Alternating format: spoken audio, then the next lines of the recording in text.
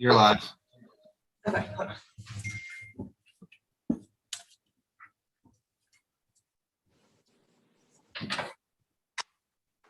Good evening. Today is Tuesday, January 4th, 2022, regular session of the Board of the School Trustees of the School City of East Chicago. The time is now 6:05 p.m. The place is the School City of East Chicago Administration Building, 1401 East 144th Street, East Chicago, Indiana 46312. And this is also being streamed live on our website for the public at www.stec.k12.in.us. This is a meeting of the school board and public for the purpose of conducting the school corporation's business and is not to be considered a public community meeting. Once again, we have Dr. Finley has decided to have our school board meeting to look like the school district, where you have your teachers and administration in the building, yet our students are at home, and this is due to our rise in COVID positive numbers. The first item that we have up for the agenda is our roll call. Ms. Bigum? Trustee Rodriguez? Present. Trustee Gomez? Present. Trustee Williams? Present. Trustee Smith? Present. Chairman Hernandez Orange? Present. The next item we have is a pledge of allegiance. Can you please rise? For the pledge of allegiance.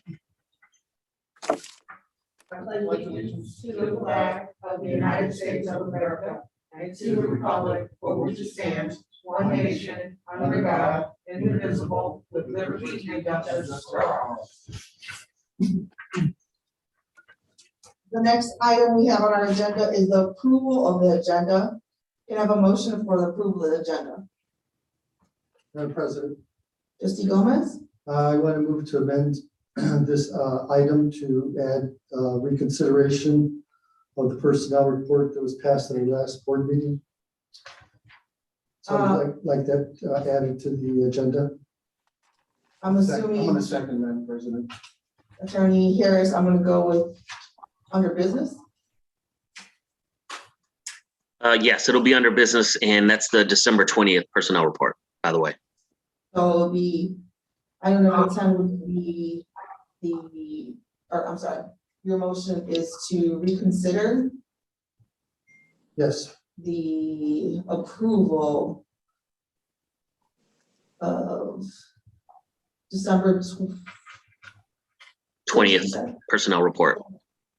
personnel. Yes. All right. We have a first and a second. We have a motion made by Trustee Gomez and a second by Trustee Rodriguez. Are there any questions?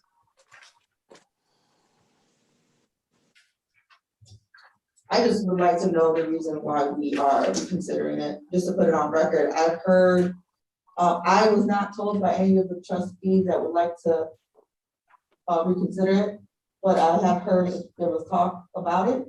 So if we could just put it on record why we're reconsidering it, I think that would be a good thing.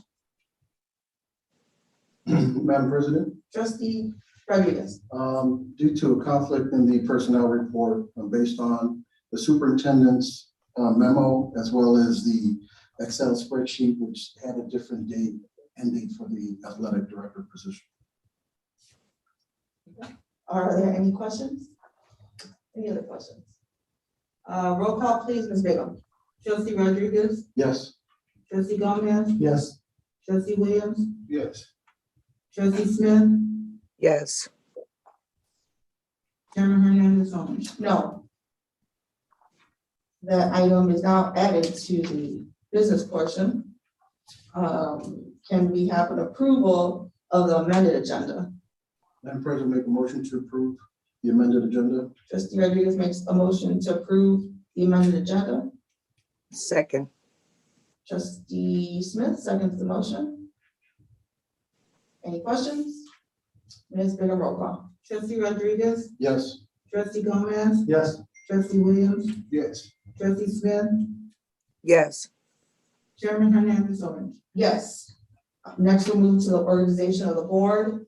And just to, for us all to be on the same page, how we're gonna move for the election of the board position. I'm gonna ask to see if anyone would like to nominate an individual for the board position.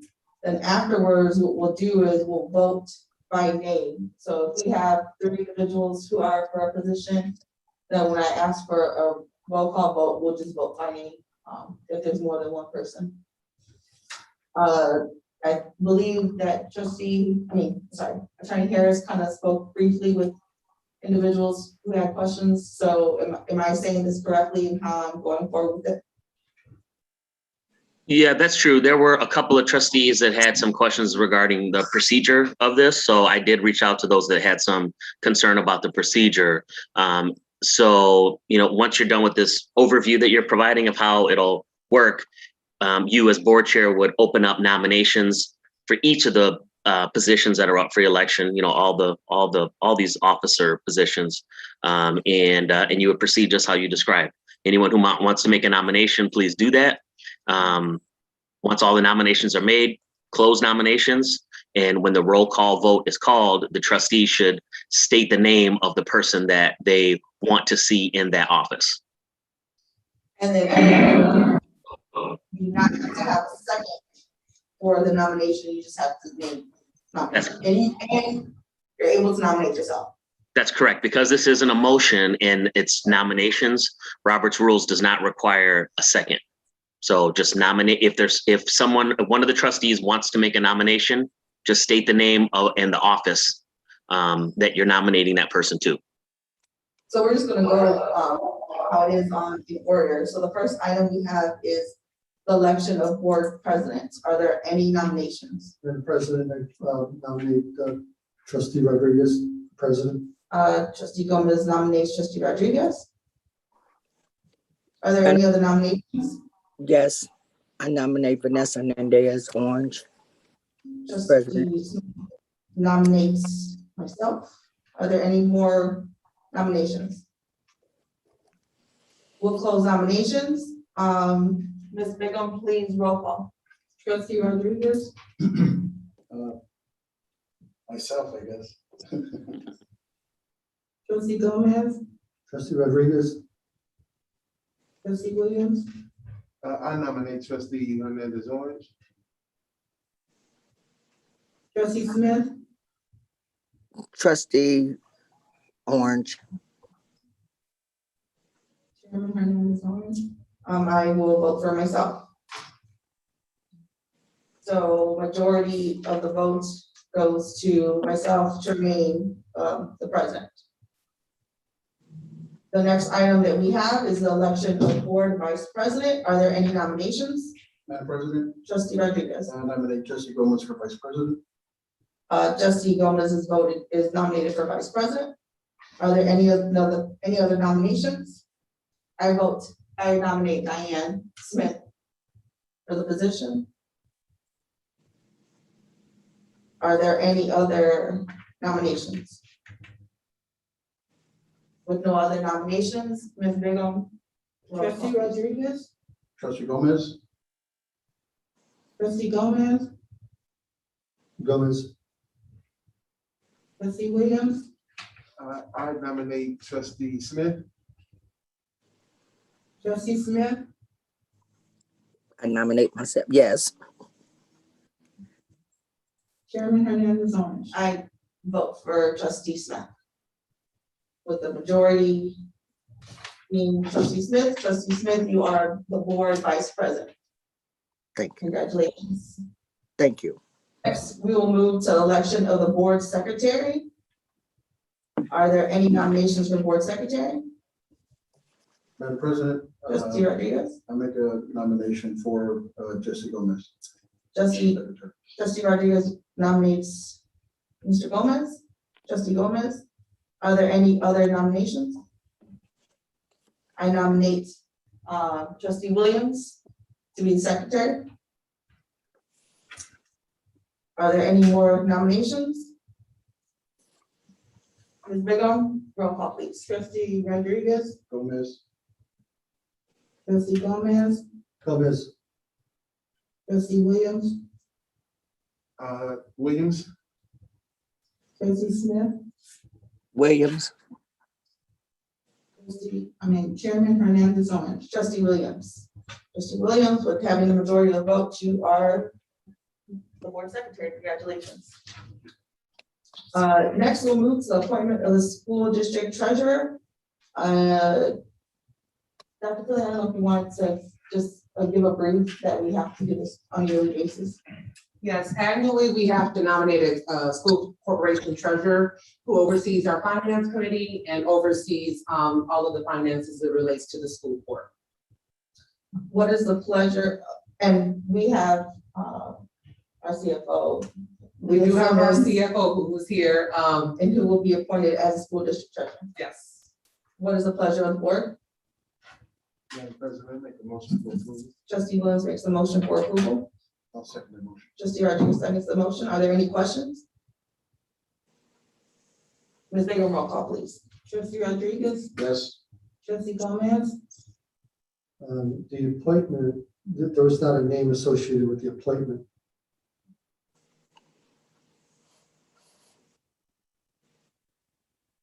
Leila Simmons, our CFO, will be nominated, so we have to do the vote over again. Am I correct, Attorney Harris? So we'll have to do it again. I think the motion and the second for the appointment of the school district treasurer should be restated with Ms. Simmons' name. Yes. So whoever made the motion, if they would restate that motion and include the name in that motion, just so the record's clear. Madam President, trustee Williams. I make the motion for the appointment of school district treasurer, Mrs. Leila Simmons. I second it. Thank you. We can redo the vote. That's fine with me. Ms. Bingham. Trustee Rodriguez, Yes. trustee Gomez. Yes, Trustee Williams, Yes. trustee Smith, yes, Chairman Hernandez on.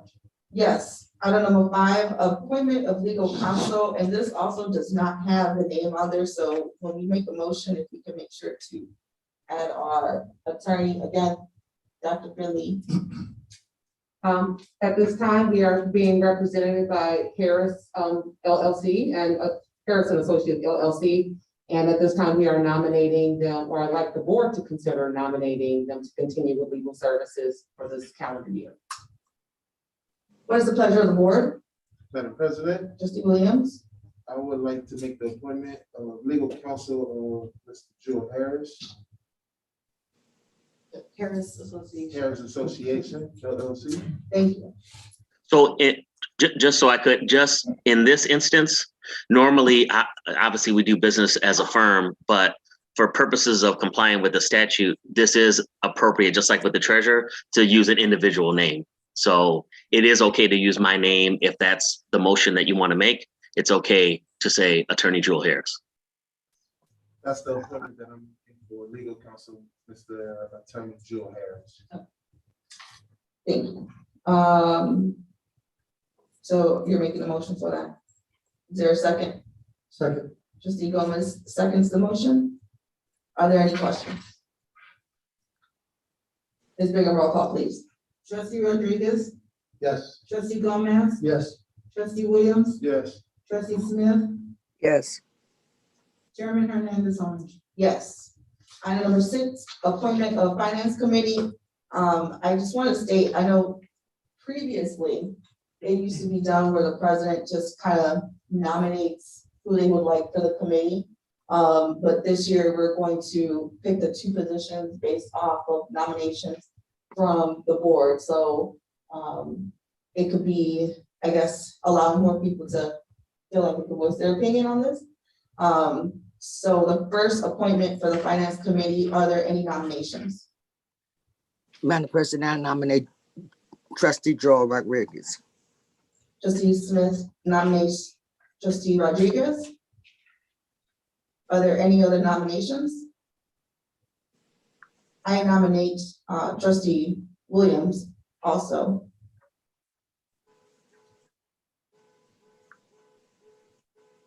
Are there any other nominations? So, Joel, if we only have 2 people for nominations, can they just be? You should still vote. I understand they're automatically going to be on it, but for the record, you should still vote. Okay, so we'll go for the first position for trustee Rodriguez. I'm sorry, we'll just you have to pick the name, so go ahead. Oh, Trustee Rodriguez? No. Well, yes, we call Trustee Rodriguez and he's gonna decide who he wants to vote for. I accept the nomination, but do I? You can vote for yourself. This is for the first position, so. Okay, yes. Trustee Gomez? Yes. So you have to pick for either Rodriguez or Williams. I should have waited. Well, just a point of order, just because this one's a little confusing because we're dealing with two positions that at the same time for this committee, and it's just a two-person committee, correct? Correct. So if the board agrees, you can go forward with those two members by default, just being on the committee if they agree, but technically you should go forward with voting if there's any issues with any of the trustees. So as board chair, you can request what's the consensus of the board. Do you want to go ahead and fill those two positions on that committee basically by default, because those are the only two candidates, or would they prefer to go forward with a roll call vote? Okay. So that's if you want to just go forward with the roll call vote, or if you guys are okay with just doing a yes or no, since there's two only. Is that okay? So we'll do a roll call vote, yes or no, for the two individuals that have been nominated, correct? Yes, if you want to vote, let's. Are we okay with that? I'm okay with that. Trustee Gomez? I'm fine with that. Okay. Go ahead. Trustee Rodriguez? Yes. Trustee Gomez? Yes. Trustee Williams? Yes. Trustee Smith? Yes. Chairman Hernandez on. Yes, the next item we have is appointment of the policy committee. And open for nominations. These are two seats.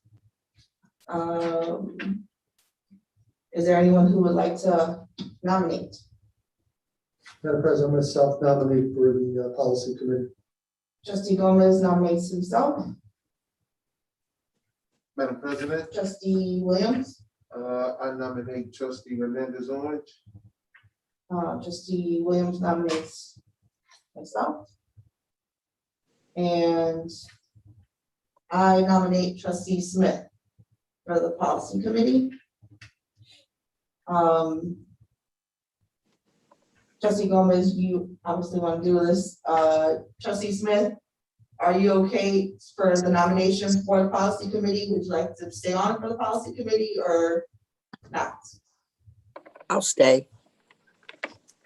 Okay, so then now we actually have to vote for two, correct? Or we just Correct. vote individual? Okay. So. I the think voting- for purposes of time, it's better to vote for two, yes. So for the voting, when you call out the trustee, if we could just vote for two individuals, as we move forward. So, go ahead, Ms. Bailey. Trustee Rodriguez? Gomez and Smith. Trustee Gomez? Gomez. Trustee Williams? I vote for Hernandez Orange and Smith.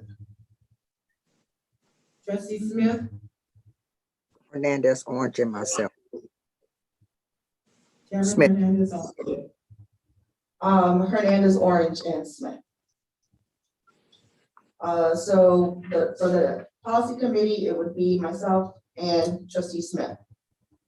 Next, we'll move to the appointment of the legislative committee, and while it says committee, but it's really a person that represents the school district at the legislative, I guess, function and anything that has to do with. I would recommend,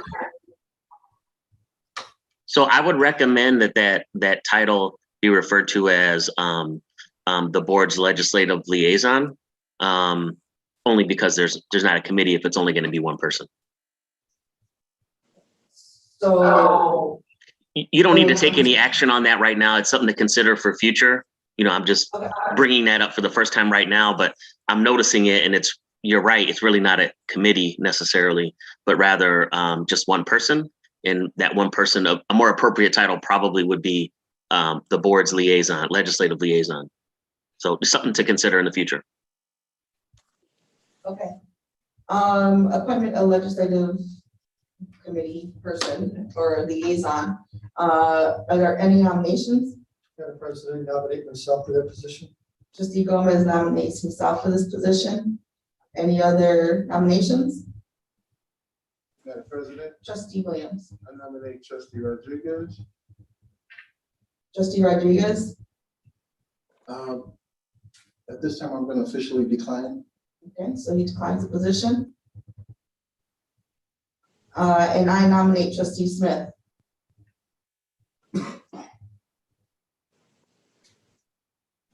Trustee Smith, would you be willing to do this position?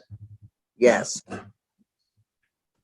Okay, so now we'll move to the vote, and it would be, you just vote for a name, either trustee Gomez or trustee Smith.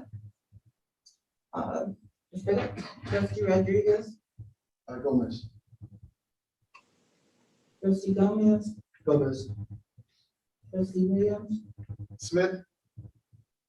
trustee Smith, Smith. Chairman Hernandez on. Smith. Trustee Smith, you will be the legislative liaison or committee person again for this year. Next, we'll move to the business portion of the meeting, and congratulations to everyone on your appointments. The first item is approval of personnel report. What is the pleasure of the board? Madam President, make a motion to approve personnel report. Trustee Rodriguez makes a motion for approval. Second. Trustee Williams seconds the motion. Are there any questions? Madam President, Trustee Gomez. the head coach track and field is shown as resigned on 12/20/2021. Is that job been posted? To my knowledge, no, not yet. When will it be posted? Today was our first day back in the district. And we You have know when not, it'll be posted? No, I don't, Mr. Doctor. We'll post it tomorrow, that's been posted. It hasn't been posted. Yeah, we were kind of distracted. Very.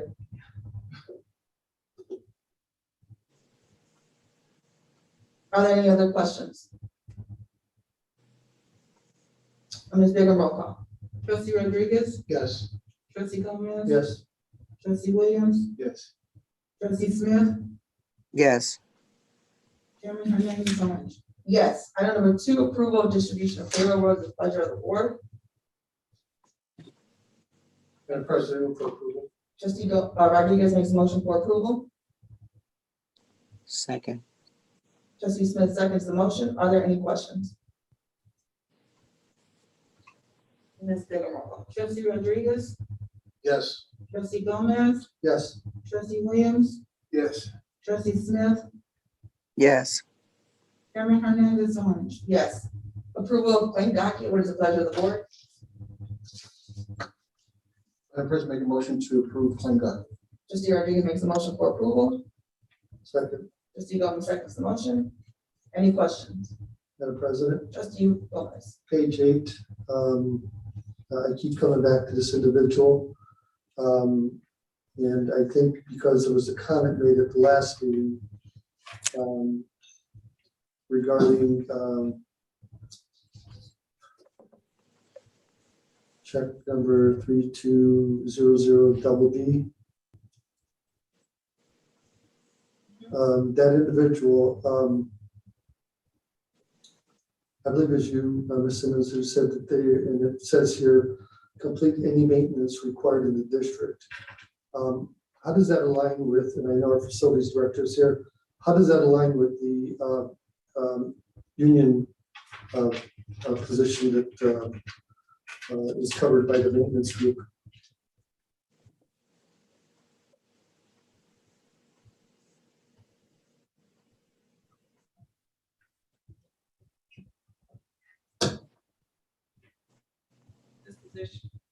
This position was not union to my knowledge, and Lenny can tell me if I'm correct or not correct. This is the individual that we have working on a contract at this time that takes care of the HVACs. He can step in at that time. And we did not have him up under union at the time we brought him back. He actually retired. And at that point, our head HVAC guy was eliminated, so we needed to bring someone back to help us out with the HVAC and plus also some other maintenance. So we brought him back as a contractor because he could no longer be brought back as an employee because of his retirement status. That is correct. This is not a union position. It is strictly contracting work. He handles some of our HVAC. He does a lot of our in-house day-to-day maintenance as far as filters and different adjustments throughout the air handlers in the schools. He also does all our pool maintenance as far as making sure all the pumps are running, all the chlorine is at their tips or where they need to be. So, but it's not a union position. Any other questions? So is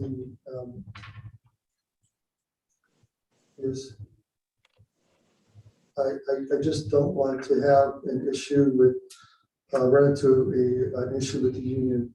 Is there a clear definition of what this individual's role is? And, you know, have you spoken to the union about this? He's been employed with us, back with us for over 4 years. We had no problem so far with Okay. the union. He's here 4 hours a day. Okay. But there's been no grievance filed or anything with the unions or PAs or nothing. Okay.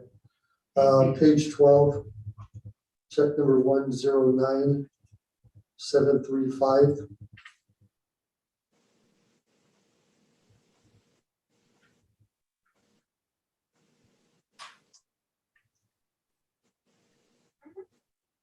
What is that for? That is for luncheon for our principals that we help and we get a reimbursement for. What is MTSS? Dr. Kelly can handle it. Multi-tiered systems of supports that's around our SEL, a lot of those initiatives that we have going on in the district to support our students and our staff. We approved it, probably not. Thank you, Superintendent. Do you have any other questions? Trustee? I'm done. Any other questions? Ms. Bingham? Trustee Rodriguez? Yes. Trustee Gomez? Yes. Trustee Williams? Yes. Trustee Smith? Yes. Chairman Hernandez on. Yes. Item number 4, approval of Smith Associates, Dr. Finley. Okay, this is Smith and Associates. They are the vendor that you all approved to start our facilities assessment. So what I'm asking you all to approve tonight is a total cost of $49,642 for them to specifically do a facilities assessment of all of our SCEC properties. The outcome of this particular project will be that they will develop a list of priority projects for the district for you all to focus on in the future. Just to give you additional context, there will be no building, no construction. We have not allocated any resources to be able to do that work. But we do have to utilize their services. Lenny just alluded to some of this a few minutes ago about our HVAC. So a lot of the work that we're going to be focused on with our ESSER 2 and ESSER 3 funds relates to HVAC. We will need them to step in to do the facilities assessment. Actually, we do have the representative here today, Mr. Kyle Miller, if you have additional questions. Thank you very much. What is the pleasure of the board? Madam President, make a motion to approve. Trustee Rodriguez makes a motion for approval. I second that motion. Trustee Williams seconds the motion. Are there any questions? Madam President, Trustee Gomez? this comes along with a description here that, I'm sorry, there's some text here that identifies an individual who would be acting as construction manager. So I don't think this is an item that sits by itself. I'd like to know more about the construction manager position and how that works with this group, number one. And secondly, where that individual is going to be paid from. So Kyle and I did get a chance to connect yesterday, and I sent you all this, so I'm just going to reiterate what I sent yesterday. Districts who fairly have a large size project, which is what we're going to embark on, we do have to work with hire a construction manager, and that would be paid out of our ESSER funds as well. Without the construction manager, the school corporation will have to rely heavily on Lenny, and that'll remove him out of our day-to-day activities, which we don't want to do. So we are going to have to hire a construction manager to do this work. We are not there yet. Right now, we're just doing the facilities assessment.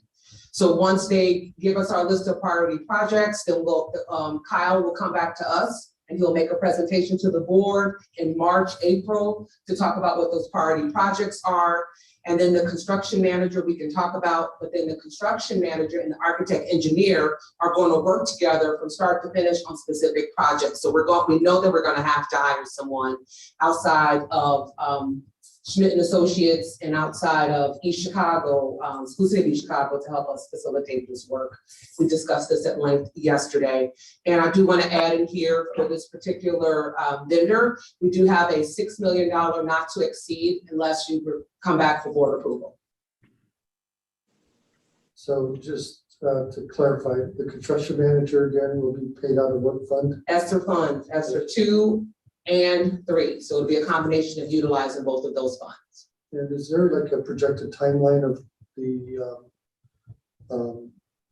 this work that would be in front of us? I know obviously they haven't stepped into the buildings yet, I'm aware of, but what would be projected? You know, is this a 3-year look down the road or what? Well, we have to draw down all of our ESSER funds by September 30th of 2024. So this will be, if we start this year, we're already in 2022. So we have at least 2 years projected out. All funds have to be encumbered by September 30th of 2024. Dr. Flynn, I thought in the contract. Madam President, I have the floor. Okay. Thank you. And I would like to add that the construction manager then, should they exceed the final date of the final ESSER funds that are currently available to us, what happens then? If they should exceed the $6 million? If this project, what I would assume is going to go past 2 years, I would imagine that they would be able to complete a project to cover the district within those 2 years. The goal is not to go over. So Okay. we have to stay within our timeline. This is why we got to get started on this now. Yeah. We're already in March and we already got a projected date. Kyle, you can jump in at any moment here. I know we stated that our timeline right now is March of 2022. You want to have that done. Yeah, that's the date to have our assessment done. And along that process, actually we'll be on site a little bit next week, and then in 2 weeks with Lenny and his facilities team looking at all the mechanical systems and all the facilities, understanding that a lot of your priorities will probably be HVAC. In fact, we've already got a bunch of staff surveys back to get ahead of the game a little bit. And HVAC is overwhelmingly the #1 item on the list, by the way, from the staff. But as we start to learn what those priorities are, we're going to make recommendations to Dr. Finley that this building, whatever those are, would need some work done on them. If it's HVAC, it's an easy ESSER type of item. ESSER money is used primarily for HVAC. It's other uses, of course, as well, but HVAC is a very common use. So we would expect some of your HVAC needs would then become projects, and somewhere around March or April, we could start the design of those projects and then get bids out maybe in the summer and start construction on those perhaps in the fall. We haven't worked out the details of the schedule yet, but for what we would see under the construction costs we would expect for these types of projects, we don't see any reason why we can't meet the deadline of spending the ESSER funds. But as Dr. Finley said, do need to get started relatively soon because you're just, making it a little tougher to meet those deadlines. But right now, I think we're in good shape. Thank you. Trustee Gomez, are you have any more questions? I just wanted to add, Trustee, what I was trying to interject was I did have that question about the timeline for Dr. Finley, and then I remember reading on there, it did say 36 months. So it's actually in the contract of when the project should be done, which that's the 3 years for that fund. I was trying to add context to your question. Madam President. Trustee Williams. Dr. Finley, with the construction manager, that position, I know we had spoken on this years ago in regards to the hiring of a construction manager. I know we're talking about this company coming on, this architect company coming on now, and you said by March, that construction manager will be hired within that 3-month period from now until before March, or would it start? The hiring process of the construction manager will happen after March? It'll happen after we come back with our facilities assessment and you guys determine on what the priorities are. And then we can go out and get the construction manager to help us mitigate and be a support to these projects that we have going on. So Lenny's not pulling away from his day-to-day work. I understand. Yeah. I just was trying to figure out within that time span when that construction manager will be hired. Yeah, not until after we as a board, or you all as a board and as a leadership team decide on which projects we want to focus on with our ESSER funding. Okay. Because it may not come out as high as we think it is, we may want to do some other little things that we can do that's allotted or allowed within the ESSER funding. Thank you. Madam President, Trustee Rodriguez. I think to my understanding, this company actually can act as construction management also with the various programs and instruments that you guys have, correct? The equipment that you guys have? Is this Mr. Kyle, yeah, Mr. Miller. Yeah, Mr. you're Miller? right. Yeah, Schmidt Associates. We have as architects and engineers, we do have additional service that we call extended services, which is a lot like construction management, where we can put someone on site full-time during construction, 3 days a week, or whatever you like, and then there's a different cost for each of those. We've utilized that a few times, not that much, but we have a few times where we'll be on there, kind of your rep during construction as well as the architect at the same time. So that is an option. Also, Kyle. Sorry. Thank you. Yep. Switch it. And also Kyle, in regards to some of the various classrooms, I think one of the issues that we've had was definitely AC in the summertime with downstream through our various classrooms. We'll be able to, I mean, how will that work as far as your assessment with the remote access? Is that something that you guys are going to be looking into as well? I'm not sure I exactly understood what you said, Mr. Gomez. Rodriguez, some of the classrooms may not get as much air as other classrooms. So there has to be sort of a connection that can direct the flow to that classroom. Would that be sort of a remote access or a manual access? Well, I think those things we will have to determine. We will have our head of engineering, Eric Brimel, definitely on board for these assessments. I think you've met Eric. He will come along, take a look at that, and working with Lenny's staff, he'll determine probably the best way to go about that. That's really kind of a mechanical engineer question that we would want to dig into as we do our assessment. Are there any other questions? With this, yes, with this particular company and this general manager, project manager, my only concern is, are we gonna go out for bids for a construction manager now, or are we gonna wait until they do the assessment? Are we gonna start this project now for a construction manager? We would like to wait until after the assessment is completed and we have an opportunity to meet with Schmidt and Associates to talk about the priority projects. And then we can talk about the construction manager, because there's going to be a fee associated with that, depending on how much money we want to spend on projects. And I believe, to my understanding, Ms. Smith, we should be able to get a packet, a really thick packet that kind of identifies all the concerns and issues throughout the various schools.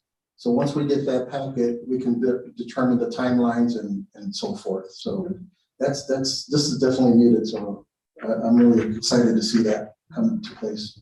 Yeah, and you're correct. If I can chime in, you will have a big packet of information. Plus, we will provide a summary presentation to the board, which really does a nice job of summarizing the priorities. So even all the good things that score very well, that will be pointed out in the big thick document. But as far as the summary document of items that we recommend go forward, those will be highlighted in a summary PowerPoint that we'll present to you. Thank you. Any other questions? Madam President, I have a comment and a question, if I could. So I would recommend to the board, this is my comment first, I would recommend to the board that we do have a work session at some point to discuss the options related to the construction manager position, because there are a lot of ways that can be structured. You know, obviously the superintendent has some thoughts in mind in terms of the timeline.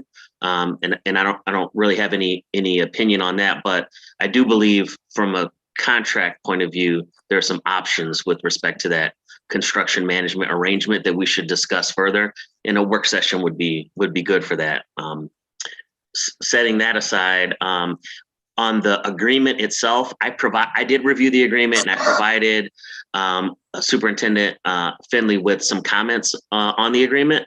I do have two other things that I did notice in looking at it again that I wanted to mention now, especially with Mr. Miller here logged in on the Zoom.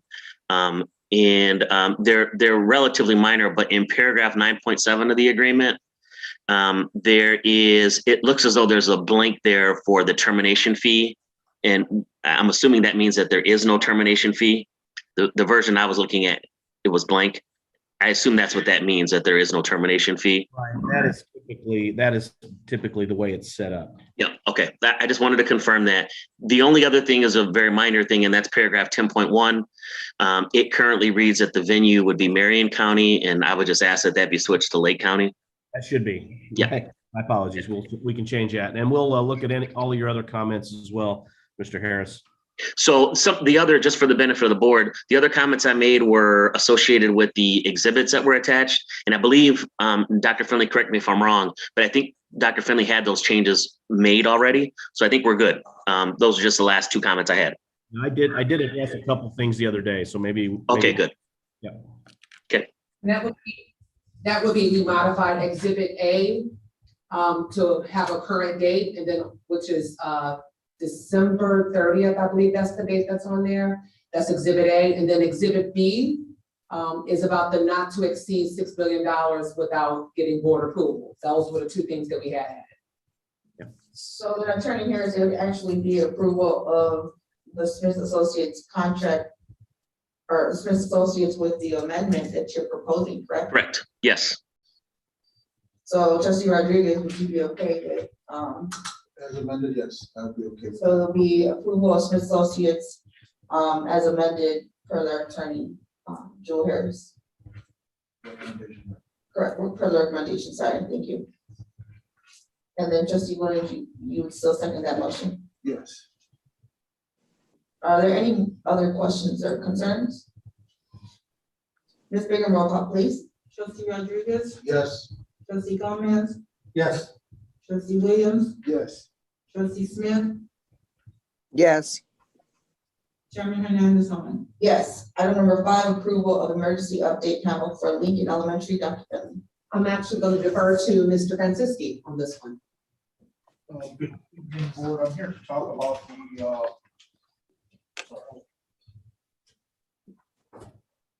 good evening, trustees. I'm here this evening to talk about the excuse me, the replacement and upgrade of the initiating devices and the fire alarm panel at Lincoln Elementary.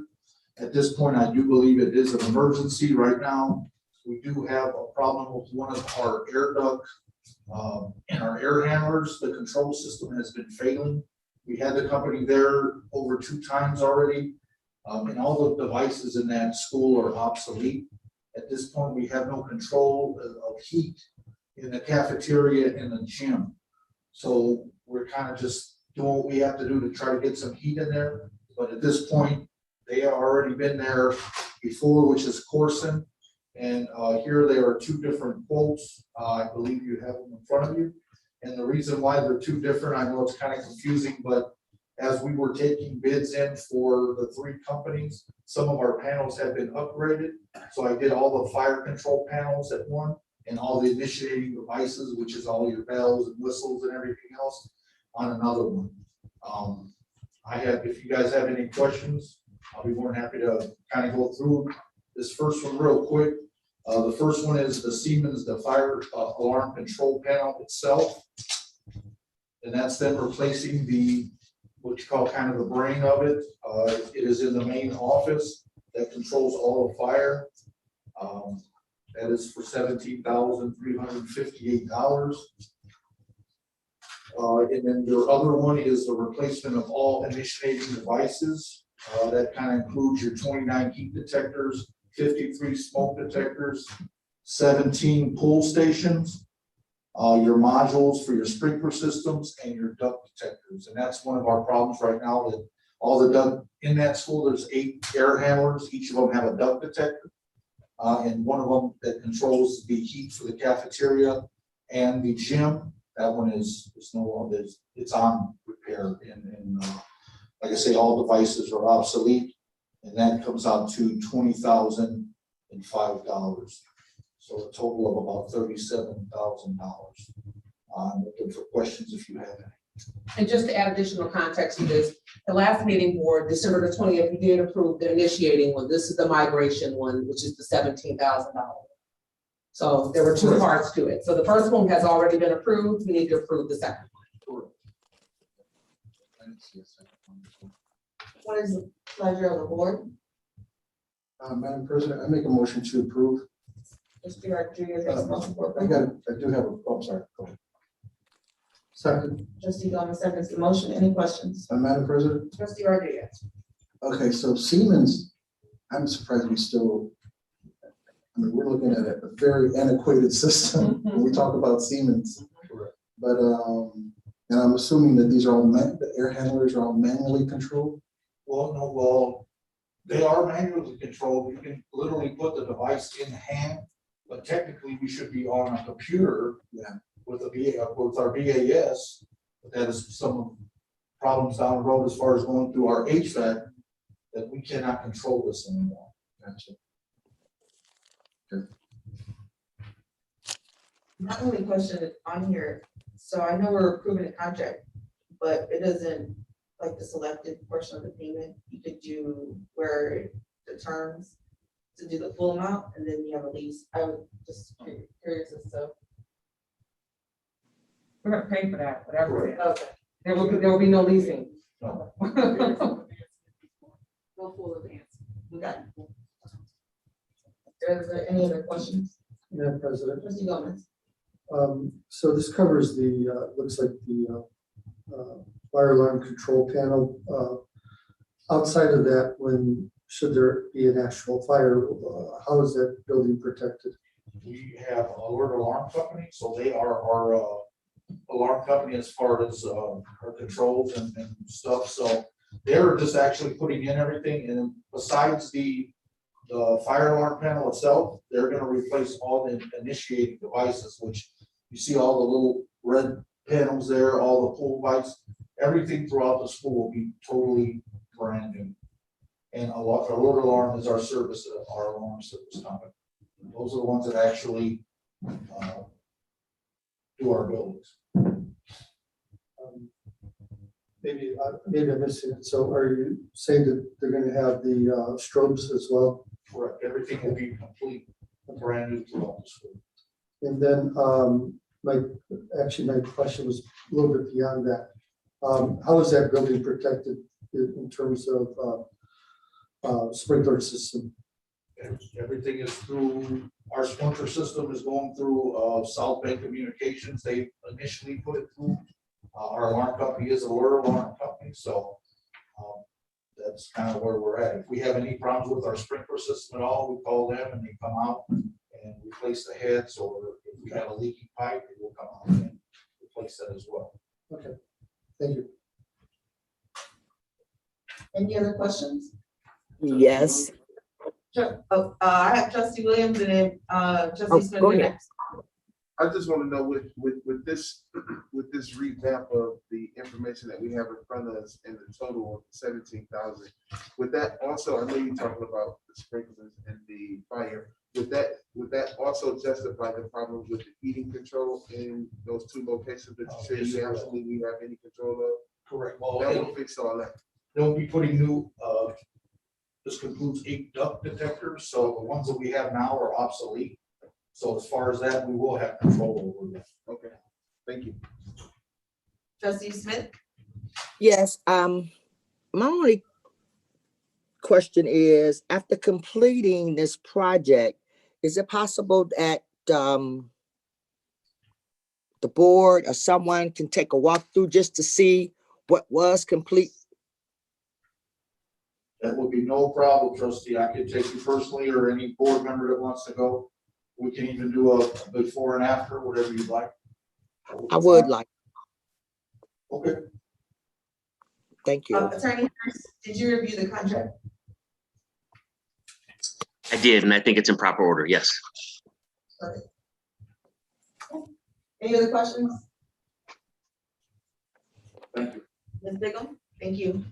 Trustee Rodriguez, Yes. trustee Gomez, Yes. trustee Williams, Yes.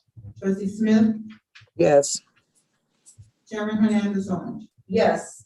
Item number 6, approval of 2022-23 tag policy, Dr. Finley.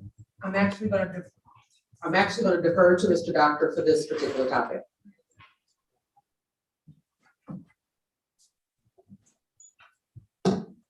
Yeah, this is a requirement for the funding for the TAG grant, teacher appreciation grant. It's an annual policy that has to be adopted. So the policy itself, the language of the policy is not changing. The disbursements are the same, but the date has to be in 2022. So your adoption tonight would clear us for the grant and the disbursement in November. What is the pleasure of the board? Madam President, I move for approval. Trustee Gomez makes a motion for approval. I'll second. Trustee Rodriguez seconds the motion. Are there any questions? Madam President, Trustee Rodriguez. have this been seen or through our attorney as well as our policy committee, or is that something that we need to do right away?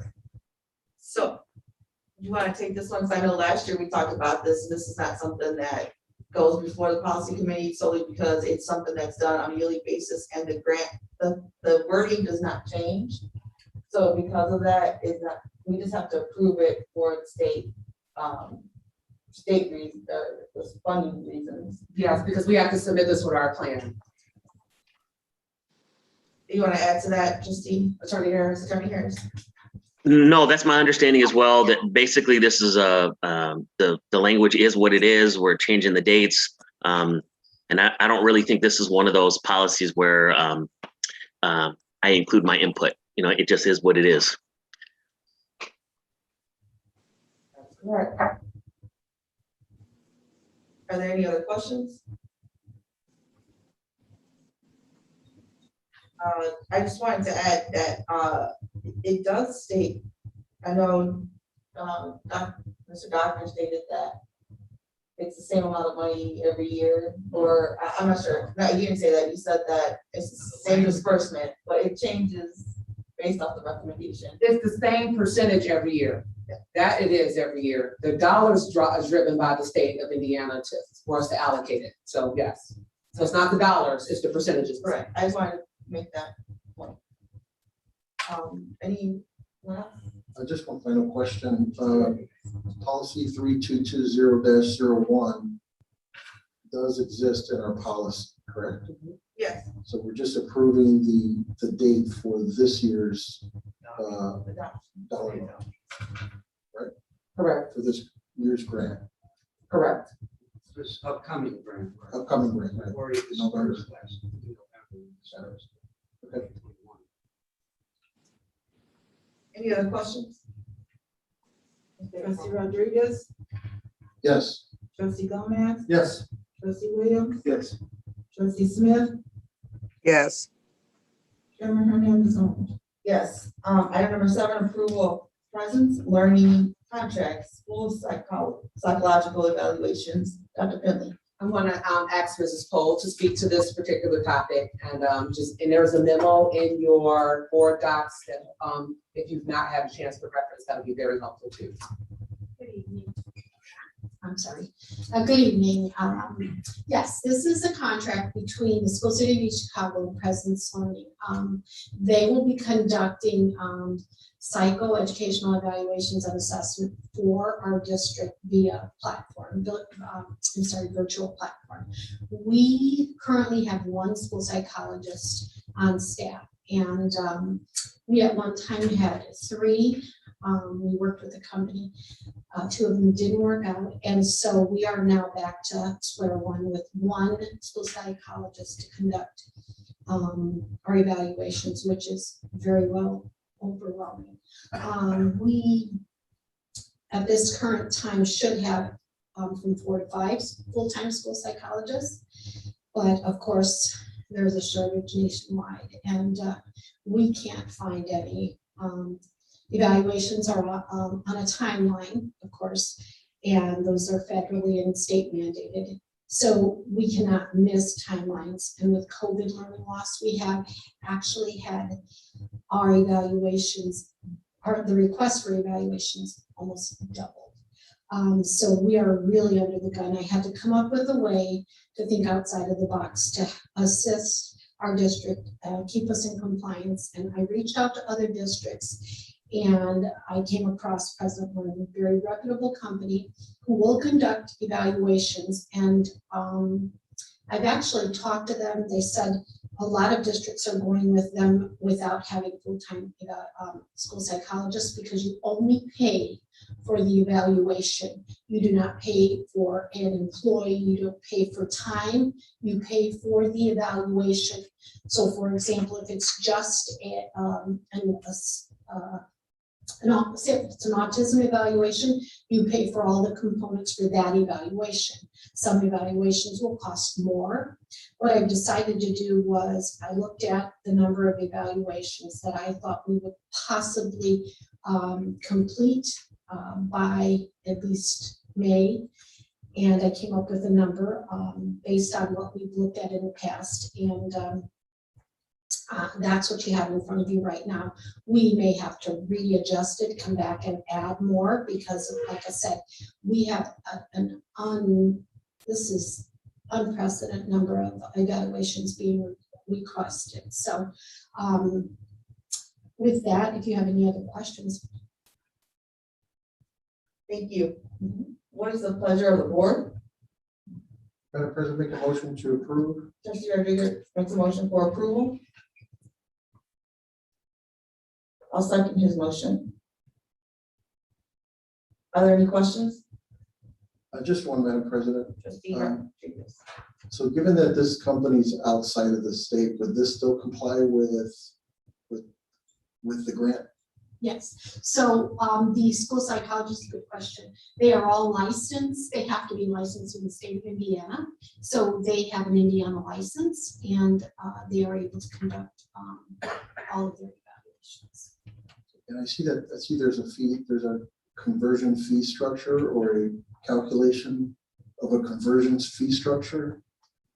So these dollar amounts are guaranteed, but any evaluation, that's an additional cost. Yes, so like I was saying, one of the evaluations may be 500, but one may be 1,000, because there are additional components depending on the more involved evaluation. They gave us like an average of each evaluation, and so that's kind of how we went. We actually worked with them for a very long time to come up with this contract, because it was going to be based on our need. And that's how they work. I was very pleased with them. They were very responsive to my questions. I had to come up with some way, because we have to meet these timelines, and I really felt that this would be the way to go right now. And if it works out, we may continue to work with them, depending on the success. Are there any other questions? Ms. Brigham? Trustee Rodriguez, Yes. trustee Gomez. Yes. Trustee Williams, Yes. trustee Smith, Yes. Chairman Hernandez on. Yes. Item number 8, approval of MOU with Streamlabs. Dr. Finley. So, numbers 8 and 9 are about the same, so I just wanted to say that to you out loud. So if you have questions about 8, it'll probably be similar to 9, so I'm gonna pull those together if it's okay for everybody. Alrighty, so we have 2 MOUs in front of you. We're gonna start with the one that is with Streamlabs. For all intent and purposes, numbers 8 and 9, which is Ethereal and Streamlabs, will be available, and it's COVID-19 on-site testing. It's going to be available at all schools this week to administer saliva PCR tests to staff, students, and community members on a voluntary basis. There are no appointments that will be necessary for this. In order for us to move forward with partnering with them, we'll definitely need your approval. And in order for us to administer tests, we'll need consent of the adults or consent of the from the students' parents in order to administer these PCR exams. I asked for 2 different partners because as you're hearing Mrs. Foe just speak about staffing, we're all talking about staffing. I just wanted to be able to make sure we were maximizing our resources by having 2 different organizations who want to partner with East Chicago. So Ethereal will partner with Carrie Gosh Early Childhood Center, East Chicago Central High School, Harrison and McKinley Elementary Schools to service their students, the staff, and the community. Streamlabs will partner with the administration building staff, Black Middle School, Lincoln Elementary, and Washington Elementary Schools, as well as our transportation department. All testing will be done on site. The COVID-19 saliva PCR test uses a self-collection tube to detect the presence of the virus that causes COVID-19. Ethereal and Streamlabs and School City of East Chicago's nursing staff will be on site to assist with sample collection, sample preparation, and sample shipments with the results available on average of 24 to 48 hours. So pending board approval tonight, we're preparing ourselves to test staff in all buildings tomorrow. That's what Mr. Doctor was alluding to a few minutes ago, is that we really have been busy trying to roll this out for our community. On January 6th and January 7th, both partners will be available to test students and their family members at the schools. They're also going to create opportunities for the community to be tested as well. So stay tuned for additional information regarding this tomorrow. Moving forward, these partners are going to continue to test students and staff on a weekly basis. It's not mandatory, it's voluntary. And we're hoping that everyone, regardless of their vaccine status, will take advantage of this opportunity that we're offering to them free of charge. Thank you. What is the pleasure of the board for the approval of the MOU with Streamlabs? Madam President, I make a motion to approve. Trustee Rodriguez makes a motion for approval. I second that motion. Trustee Williams seconds the motion. Are there any questions? Madam President, Trustee Gomez. in this Streamlabs group, I don't know really much. Well, actually, I know nothing about them. And I don't think I have enough information for me to feel that I'm going to vote to support this as much as it's needed. And one of them, for example, the address in here conflicts with the address that they have online. And I looked them up online, it looked like an empty storefront there. So I really don't know much about them. I don't feel comfortable voting for them as much as I feel it's needed, just for the lack of information I have on them. Permission to speak? Oh, that will be Mr. Shaw? No, Mr. Jenkins, actually. I'm the logistics coordinator for Streamlab Solutions. And Mr. Jenkins, this is Dr. Finley. Hi, nice to meet you, Dr. Finley. Again. Okay. All right, so let me go ahead and so you can put a face to a name. Sorry about the technology. All right, so my name is Myron Jenkins. I represent Streamlab Solutions. We have been around since last year. Our actual home base for the Northwest Indiana area is 3420 West Peterson in Chicago, Illinois. That is when the testing is going to be at.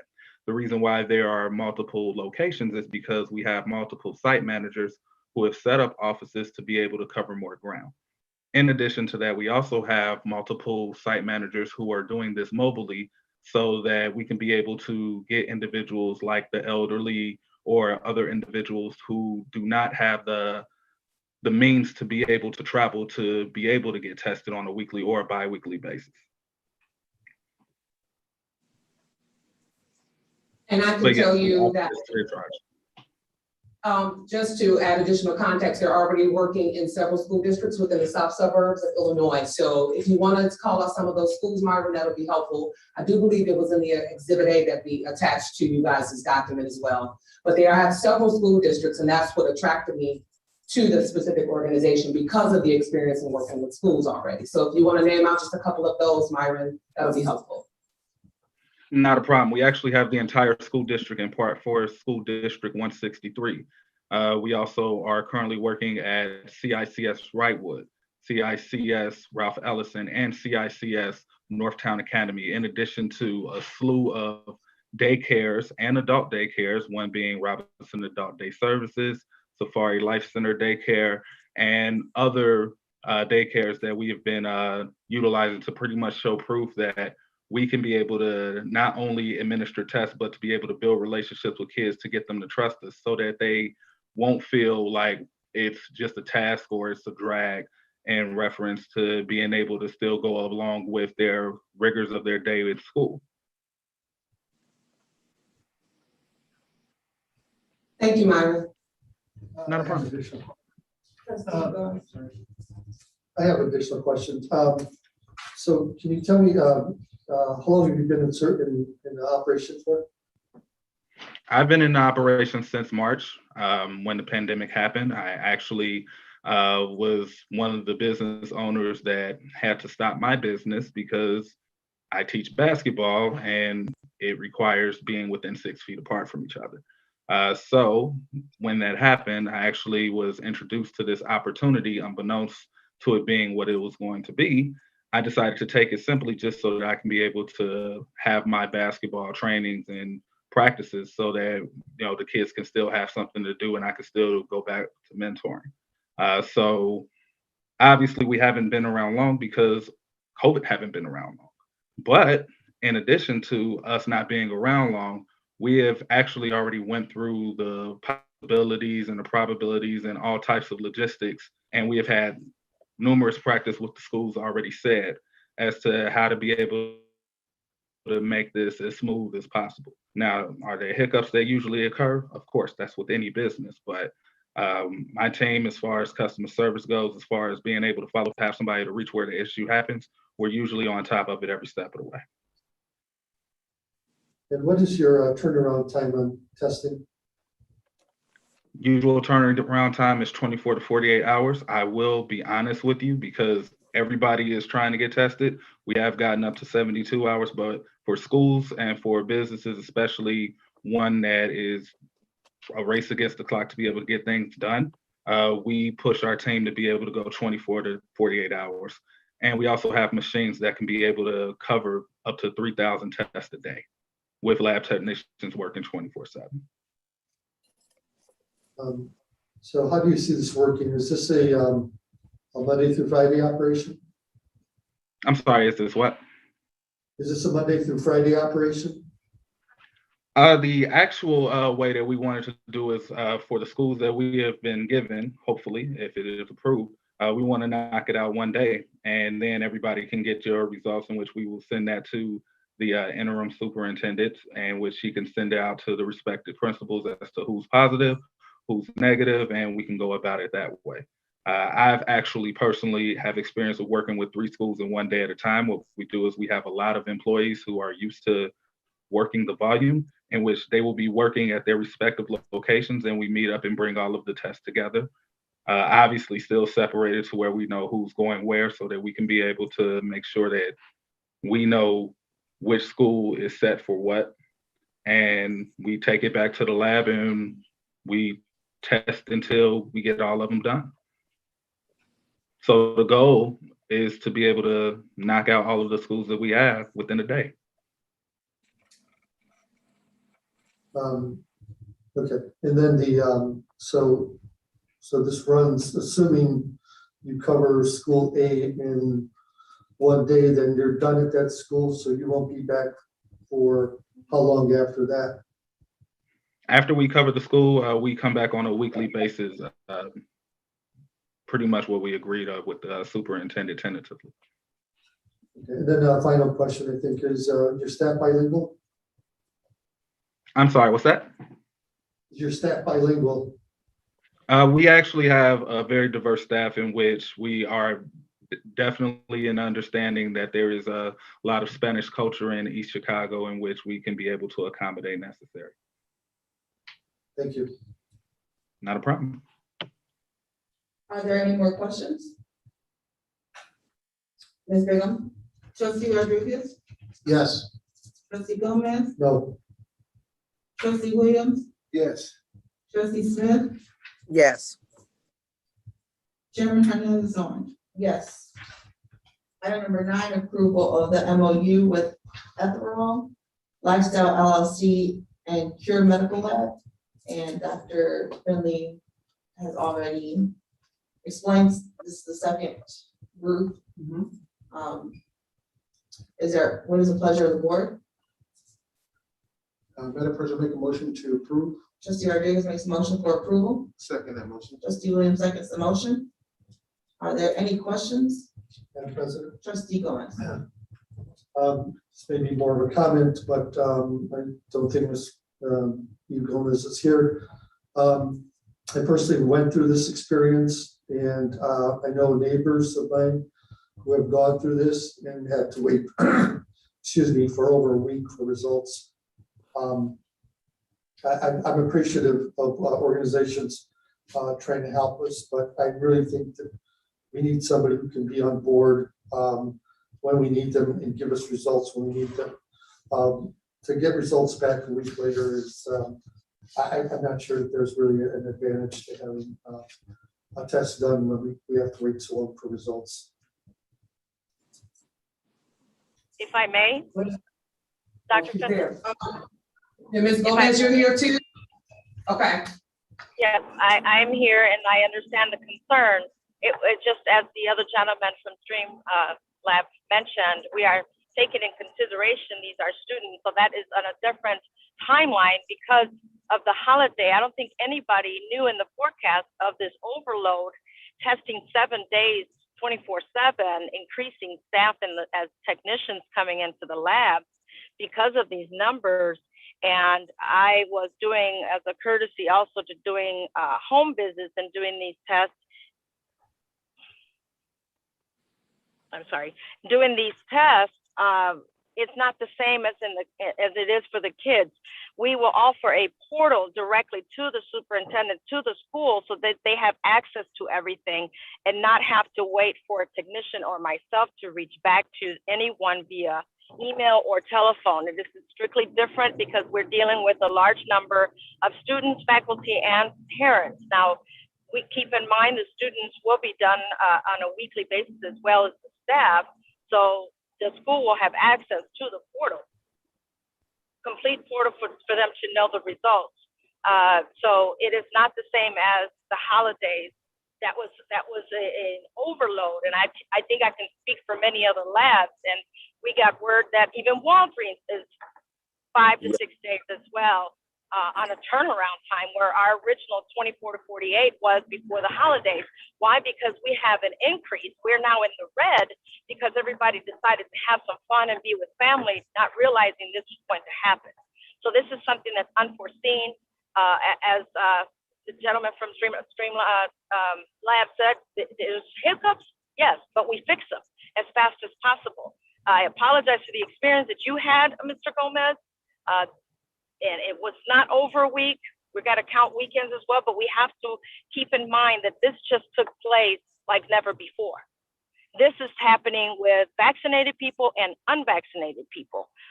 Many people have gotten comfortable and laid back, but I believe that once we're testing weekly, things will get back to normal. I've been speaking about this to get to the schools and be proactive and not reactive as we are right now. So I am a preventative person. Those that know me from being in the communities, because I love my community and I want to help in whatever way I can with my team to really care about people. Not a business machine, but really care about people. And those that know me That is exactly what we are here for, to care for our families, to educate them, and to be preventative and not always be reactive. Sometimes we wait until something happens for us to react. Well, in this case, let's get a hold of things, let's control them, and let's slow down this pandemic. As I say, it's spread the word, not the virus. So by us doing this regularly on a weekly basis, things will get back to normal. Our kids will be safe, our staff will be safe. But if we don't stop it or slow it down, it's going to continue to increase, and so will our numbers for testing. Any other questions?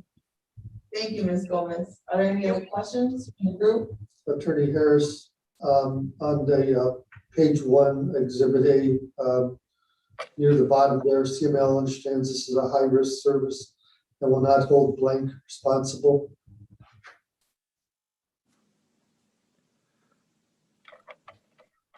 Give me 1 second. I'm working remotely and I'm trying to bring up the attachment. This is in the master service agreement, or? This is on Ethereal Lifestyle LLC MOU, Exhibit A. Let's see.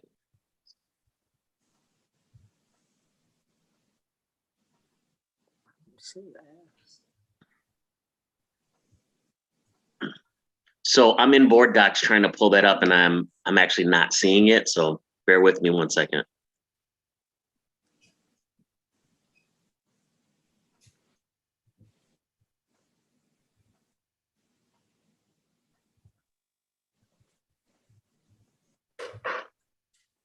Did he say Exhibit A? Yes, Yes, Yep. Exhibit A. it's on the first page. I see. I have it pulled up now. Let me take a look at it. Which paragraph was it? It's near the bottom of page 1 of Exhibit A. CML understands this is a high-risk service and will not hold blank responsible. That was meant to say the school. That's us, right? That's us. That blank will be filled in with us. School City of Chicago. Yep. So then do we have to amend the contract with adding that, Attorney Harris? No, it wasn't. I think it was intended to be, blank in this form, and it's okay that that's filled out. I think that's an understanding. I understand why Trustee Gomez had the question, because maybe something else was meant by it, but no, you don't need to amend it. Okay. Are there any other questions? Madam President, Trustee Williams. unlike Mr. Gomez, I did personally meet Mrs. Eve Gomez yesterday. I think Dr. Finley sent me there yesterday. Her charisma and personality was exceptional with the handling of me personally. And I think I went, and that's why I think I am a little comfortable with approving this today. Her staff was very, very precise with the service that she provided yesterday to me and one of my family members. I think the miscommunication was with me yesterday was the location. East Chicago Public Library in Harvard wasn't aware that this organization was in the back doing the test. So I did see 2 people turned away by the person at the library. And once I did make another phone call, and I asked the lady at the desk, could she find out for sure? And I asked for Mrs. Spann, and Mrs. Spann reiterated. So I did catch the people that were in the parking lot that were turned away because it was just a lack of communication on the behalf of them. But once I did get in the back and meet Mrs. Eve, the other 2 people did come in. So I just wanted to make that comment in regards. I'm not sure about the turnaround. I have not gotten the results yet. But I did meet Mrs. Eve Gomez, and I thought that you did an excellent service with me and my family yesterday. Thank you. Are there any other questions? Madam President. Trustee Gomez. I want to go back to Attorney Harris. So looking at this, the actual agenda item says approval of MOU with Ethereal Lifestyle LLC and Cure Medical Lab. yet the document shows the MOUs only between the school city and Ethereal Lifestyle. Yeah, I think the MOU is more accurate. I believe the way that agenda item reads, I think it includes Cure Medical Lab because that's who Ethereal uses for purposes of sending the samples. That's my understanding, but if Ms. Gomez can, am I right? Right. So Trustee Gomez, I think that your observation is correct. The motion for approval of the MOU is just between Ethereal Lifestyle LLC and the School City of East Chicago, not with Cure Medical Lab. But there is a relationship on the Ethereal Lifestyle side directly with Cure Medical Lab that doesn't involve School City of East Chicago, though. So then we would have to change that what's on record for what we're. The motion. Right, the MOU is fine. The MOU is fine, but the motion should be then corrected to reflect what actually is included in the MOU, and that's an MOU with Ethereal Lifestyle LLC only. Trustee Rodriguez, are you okay with changing that motion to have approval of MOU with the Ethereal Lifestyle LLC? That's fine. Trustee Williams? And I'm second that, yes. Are there any questions? I do want to make a comment and support Ms. Gomez in the fact of not just testing companies, but I've gone to about 3 urgent cares in the midst of, actually 4, in the midst of about a week and a half to get tested multiple times because of the fact that at our workplace, if you're tested positive, if someone tests positive, you're going to be tested. And I have talked to nurses and they are saying that they don't have enough tests. They will not give you a rapid test and a PCR test anymore. They're making individuals pay for rapid tests because of the lack of tests that there is available. I know at the Lake County location at the fairgrounds, those are taking 3 to 5 days also. And that's personally from someone that I know it's taking that long. Unfortunately, we're at a time where just a lot of people gathered, we kind of laxed, and here we are today. So I thank the superintendent for making strides to have availability to have our community tested, because if you look at the health department, those lines go at least a mile long, and they are trying as much as they can to get as many people tested, but they too are running out of tests, and they ask for tests and they're running out of tests. So our health department is extremely overworked. I thank Ms. Burns and her staff for being available to Dr. Finley. And they get holidays off too. And even though they have the holidays off, they found a way to still help the community. So thank you to everyone, the efforts of keeping our staff, community, and children safe. Ms. Brigham, roll call please. Trustee Rodriguez, Yes. Trustee Gomez, No, Trustee Williams, Yes. Trustee Smith, Yes. Chairman Hernandez on. Yes. Next, we will move to the superintendent's remarks.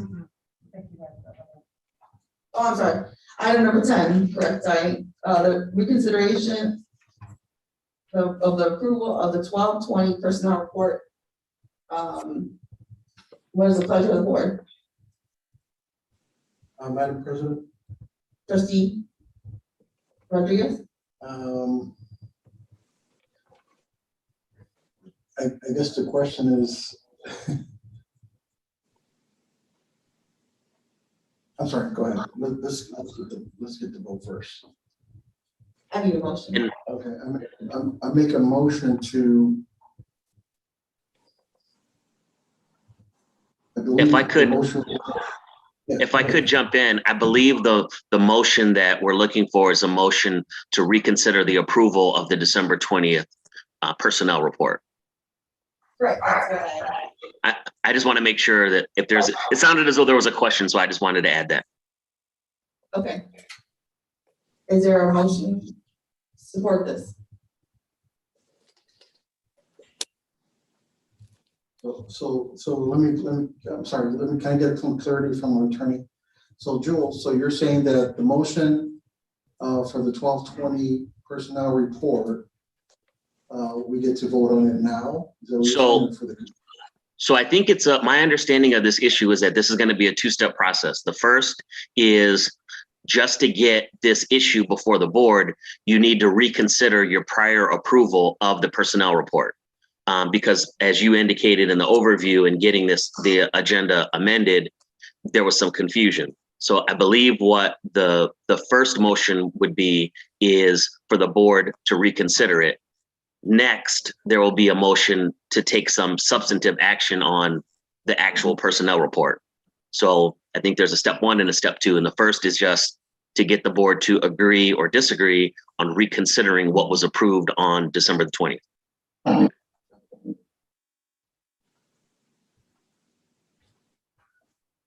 Did I answer your question? Yes, you did. Okay. So we're back to the motion. Is there a motion for this? I make a motion for reconsideration of the personnel report. Trustee Adrian makes a motion. Second. Trustee Smith seconds the motion. Are there any questions? Madam President, Trustee Gomez. so the personnel report was approved inclusive of the memo. The motion that I'm hearing today is to reconsider the personnel report from last month, our last meeting. That would then take the entire personnel report back to square one, essentially. Is that correct, Attorney Harris? It would, but my understanding is if the board is inclined to reconsider it, the next motion will be to approve the will be whatever you want it to be, but it'll be to then approve that December 20th report with the exception of the item that's in question. So you could either modify the item that's in question, you could remove it or do whatever else you want to do with it, but you can't do anything with it until the board agrees to reconsider what's already been approved. So this first vote that we're taking now is just to determine if you want to revisit that prior approval. So yes, it would undo everything in the personnel report until the very next motion, which will be to approve that report minus whatever needs to be corrected, adjusted, or whatever. Does that answer your question, Trustee Gomez? Oh, yes, it does. Okay.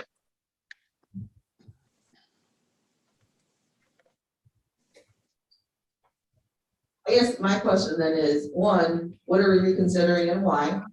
Two, honestly, that was it. What are we reconsidering and why? Because it's not the entire personnel report. My understanding is that it's one specific position. And the why is, I believe from my understanding, what I've heard here and there is the memo and the what was written on the personnel report.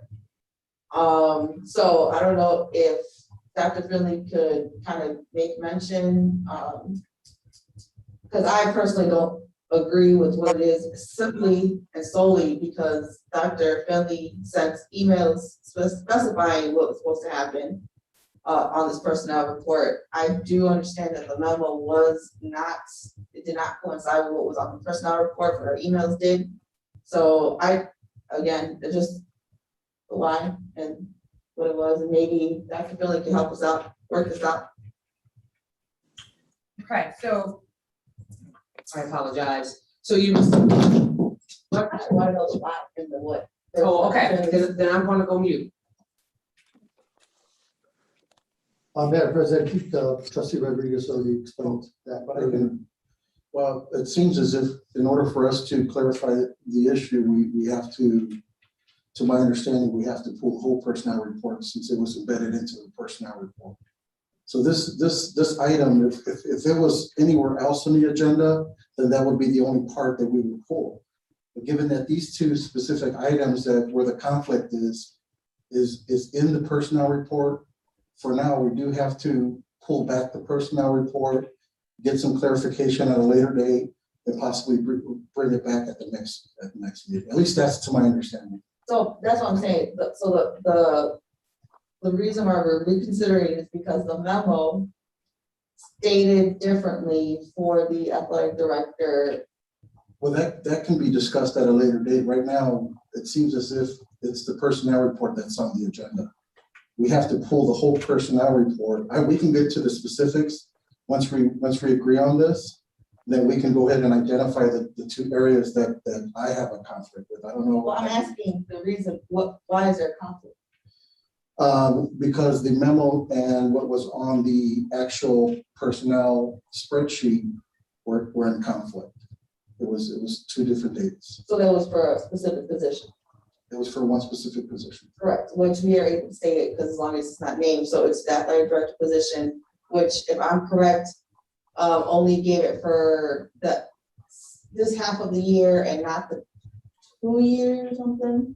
Correct. So if Dr. Finley could just kind of, you are correct. I didn't see the memo being different 100%. I think Dr. Finley needs to kind of explain as to why. Trustee Smith?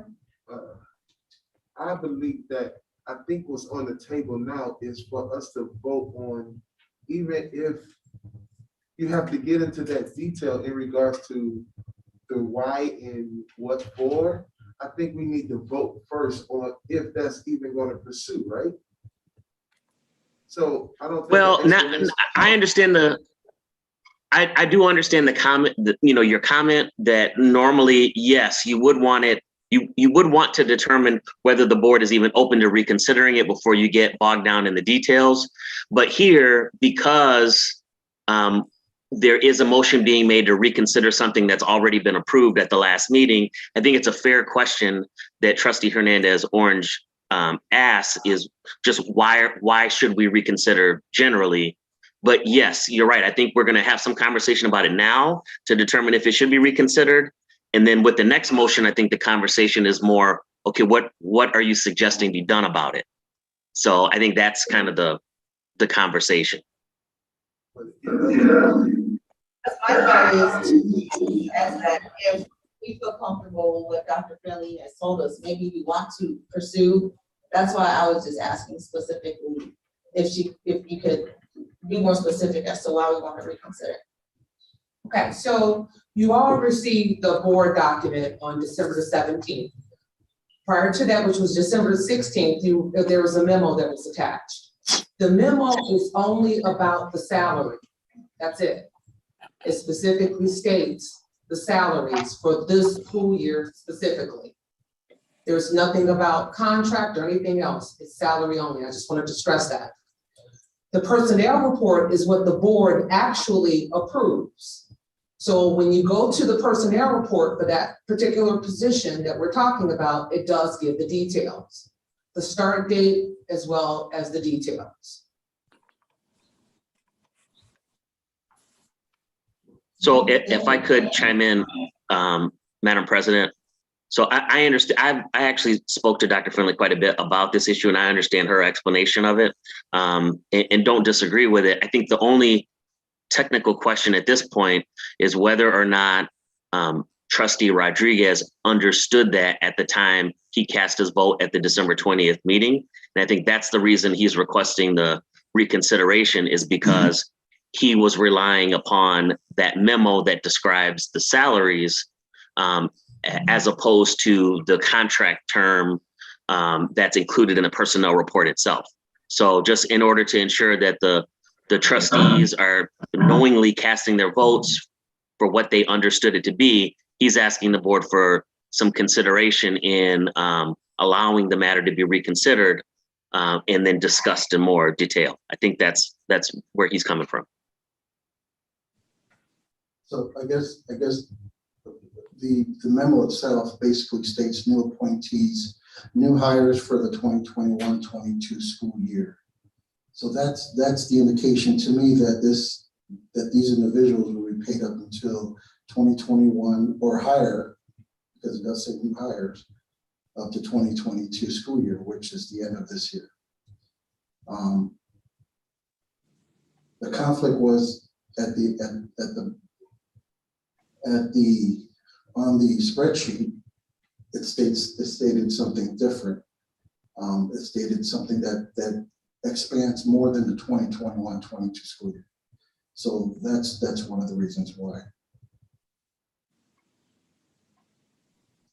Any other questions or comments? Ms. Bingham? Trustee Rodriguez, Yes. trustee Gomez, Pass. trustee Williams, Yes. trustee Smith, Yes. Chairman Hernandez on. No. So, Madam President, my vote on that is no. it moves forward, so now that personnel Now report that- is technically is off. Correct. Now, my understanding is that there will be a subsequent motion made to deal with the personnel report, whether it be modified in some way. I'm assuming it'd be modified in some way because that was the whole purpose of reconsidering it. So, Trustee Rodriguez, now would be your opportunity to make a motion on what you would like the board to do in terms of its approval of the December 20th personnel report. At this point, Mr. Harris, is there any way that this particular item can be brought back at a later date? So it sounds like what you're describing is that you're asking that the December 20th personnel report be approved with the exception of that athletic director position. Unless we're going to go today. My thing is that it's just a one item. So yeah, if we can, so right now it's considered open, I can go ahead and make the motion then. You can make any motion you want to make right now. I would strongly encourage you to get whatever's not in conflict in that personnel report. I would strongly suggest that get approved so that we don't create additional issues in the process. So from what you've described so far, it sounds as though the motion that you want would be to approve the December 20th personnel report with the exception of the athletic director position. That's correct. So we have a motion. We have a motion on the floor to accept the personnel report from 12/20 with the exception of the athletic director position. Correct in saying that? That's correct.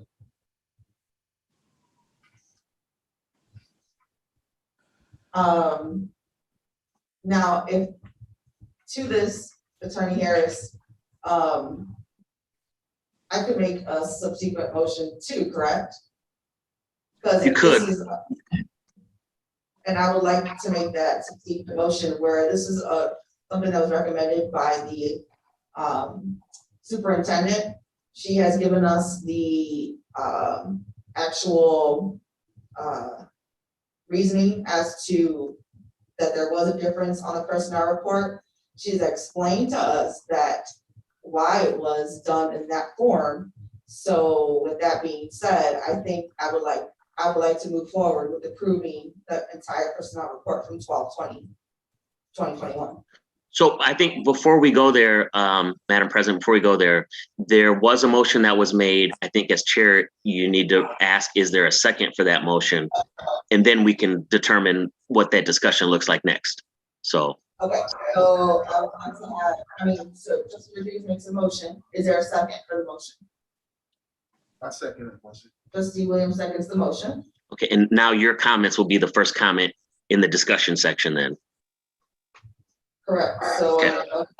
well, my comments would be to do a subsequent motion and the fact that we actually approve the personnel report from 12/2021, because this is a recommendation from the superintendent, along with her multiple notes of how this process was done. Also, the fact that she explained to us why the personnel, well, the memo and the personnel report look differently. Also, because this being a director, we're entitled to give them 2 years contract. So with that being said, that would be my motion. Is there anyone who seconds the motion? So right now, there's a motion on the floor that's been moved and seconded. I think you need to finish the discussion on that one. Take a vote, and then your motion, we can then determine whether or not there's a second for that motion. But right now, there's one on the floor. Yep. It's a bit complicated. Okay, so the first motion on 12/20, with removing the athletic director position, we have a motion from Trustee Rodriguez, and we have a second from Trustee Williams. I have a comment. Anyone else have any comments or questions? Mr. Harris, I do have one. Trustee Rodriguez. Yes. Mr. Harris, so this does not remove her from the position as interim director. This basically just identifies the athletic director's position on the recommendation from the superintendent, with the conflict of both the memo and the Excel spreadsheet being removed, correct? The item. Right, it's just I'm sorry. Were you done? Yes. Okay, there's a little delay, sorry. Yes, that's right. All it does is it doesn't remove that person from the interim athletic director position. What it does do is it doesn't allow the 2.5-year agreement to go forward. There isn't a written agreement at this point, but it doesn't allow that to go forward. The board can determine what it wants to do about that, whether it be to have more conversation about what is acceptable or not acceptable. But what it does is stop that 2.5-year arrangement from going forward and maintains the current status quo. And I to Attorney Harris to say that we need to review that if there's a current agreement in place for that interim athletic director. My gut tells me something was supposed to happen in January, so we need to have a discussion about this one. I agree, we do need to have a discussion. Ms. Simmons had her hand up. I have a question. On December 20th, what was the active date that supposed to took place? Oh, it's February 21. Okay. Mr. Doctor, do you have the dates that we gave the interim athletic director? Date of what? The dates that she had, because I wanted to say we put an end date for her position as interim, and I wanted to say it was at the end of December. January. So January? I think it was January. I don't know. Are you talking about on a personnel board?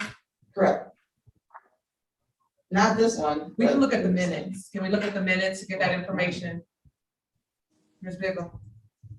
No, I mean, I don't know if we can get it now, but we're gonna have to have that information. When the current interim athletic director's contract expires is the question.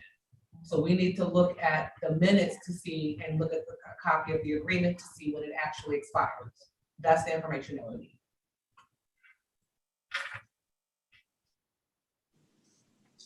Are there any other questions? Yes, I have a question. Just Ms. Simmons. Question is about pay, because at this point, we don't pay her for that position. How do I go about retracting that?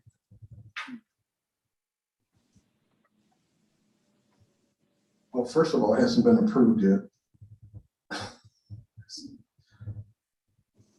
Right? We did approve it.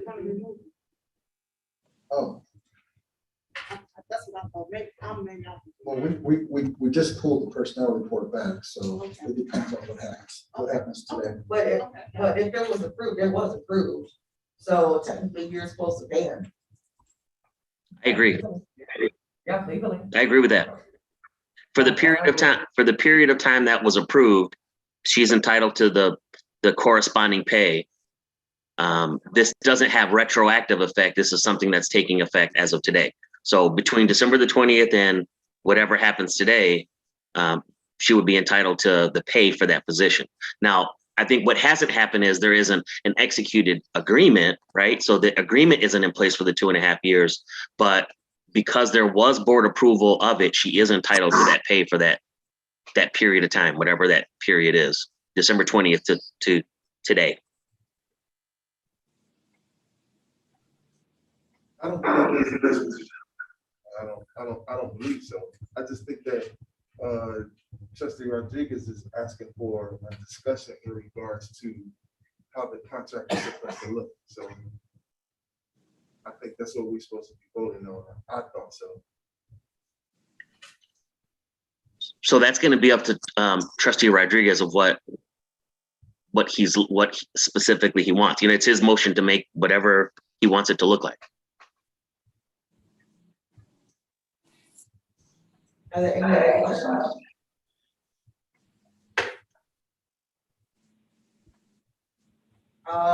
Ms. It may be worthwhile repeating what this motion is everyone's voting on, just to be sure that we're clear. Yeah. The motion on the floor is to approve personnel report of 2020 with the exception of the position of the athletic director.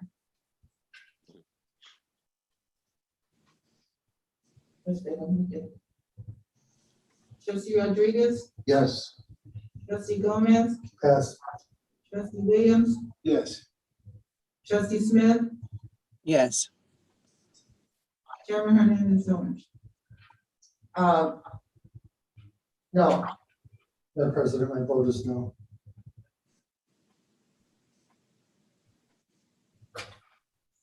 So it passes and my motion doesn't come to fruition. Okay. But you can make any motion subsequent to that you want, but I think on this issue, it's clear what the majority of the board wants to see done on this particular item. So that the subject of the motion you were going to make is moot at this point because the board has taken action to approve the 12/20 personnel report, exclude a particular item, and it sounds as though there's going to be some additional conversation about what to do about it next. Where we are right now with the athletic director position, though, is that the interim status will remain. I think we need to do a little research as to when that current agreement expires, so that this issue can be brought back before the board to take some action long-term. Because obviously you need an athletic director beyond, whether it be the end of December or the end of January, the issue's still there, right? And you still will need to deal with it. But for today, what you've done is restored the status quo from before December the 20th. So that. Sorry. Trustee.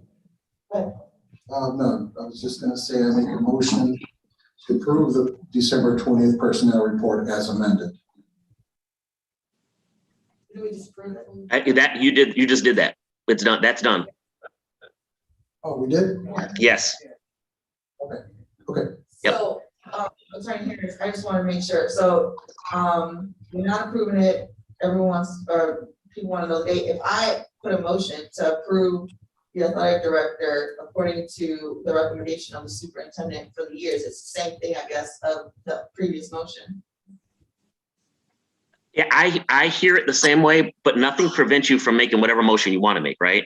If you want to make a motion right now that's specific to the recommendation made by the superintendent, you could, but my interpretation of the action that the board just took is not to do that.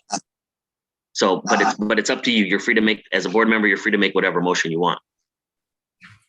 Well, I would like to, because from my understanding, if it has nothing to do with the person, it's more the contract I guess if I ask for approval of the 2.5-year contract, we can go into discussion today about the contract. So I would like to make a motion for approval of the athletic director for the contract that was, or the amount and the time that was presented to us on 12/20. That makes sense? It does. You understand my motion? Okay, so I make the motion. Is there a second for the motion? I'm sorry, can you repeat that? I made a motion to have the athletic director position and the recommendation from the superintendent for the amount of years and the amount that was recommended because of the fact that the superintendent had a process. She let us know what was happening during the process for about 2.5 months. And I would just see if we could follow her recommendation. From my understanding to the board, that's not the individual, that's the issue. It's more so a contract. So if I have a second, at least we can discuss the contract length or the amount or whatever the issue is. So that's my motion. And if there's a second, there's not a second, then the motion fails. Next, we'll go to superintendent's remarks. I'll be brief. I just wanted to say to everyone in the community that we're in red. According to our return to learn plan, only essential visitors will be allowed in buildings. Our number of spectators at extracurricular events has been reduced to comply with the local ordinance for East Chicago. We continue to collaborate with the East Chicago Health Department on all decisions. And based on this new guidance from the CDC, we are reducing quarantine times for both students and staff from 14 days to 7 days. On January the 5th, which is tomorrow, 6 and 7, we will deliver live virtual instruction to students. Staff will report to their respective buildings to perform duties as usual while socially distancing, masked, and with appropriate PPE. Everyone, regardless of vaccination status, must follow this. Please remember to wash your hands, sanitize your hands as much as you can. If you or your family members are eligible and able to get vaccinated, we strongly encourage you to do so. It is our best option to win this war, especially in our Black and Brown communities. It is really important for us. Our students need to be in school, learning side by side with our School City of East Chicago teachers and staff. We know that virtual learning does not work for parents, and it does not work for students, and it does not work for staff. I also want to say a big thank you to a few people, because we have been working feverishly on trying to get these things in place to start school and open up school safely. So I want to say thank you to a few people who worked over the holidays to get this in place. Nurse Bobo, Robert Doctor, our building leaders, Jeremy and George, Mrs. Bigham. I want to say thank you to all of you guys. And lastly, to Ethereal and Streamlabs for going above and beyond to get things in place to serve our community starting tomorrow. And that's all I have. Thank you. The next item, I'm sorry, then we have trustee remarks. Are there any trustee remarks? Madam President. Trustee Gomez. Yes, a few items. One is I would highly encourage people to get tested. And hopefully they can do that at a site that would accommodate them and provide them timely results.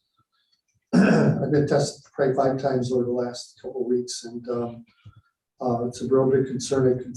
I'm part of the lines out there, and I can see the urgency. So timely responses are important to me. Also, I do think virtual learning does work.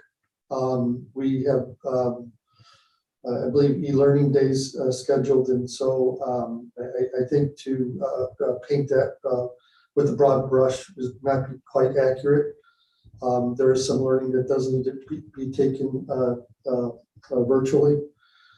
And thirdly, I'm looking at the public notice of the regular session of the Board of School Trustees of the School City of East Chicago for today, January 4, 2022 at 6 p.m. Place of the meeting, School City of East Chicago. Nowhere on this document does it say that the public is going to be locked out of this meeting. And the fact that we locked out at least 2 people of this meeting really, really concerns me. I don't think this is the kind of behavior that we should be exhibiting by saying, again, one thing and then doing another thing. This is what causes confusion and an inconsistency in the board. And if we have some consistency, maybe we can move forward a little bit better than we have been. I don't know that this would be classified as a violation of the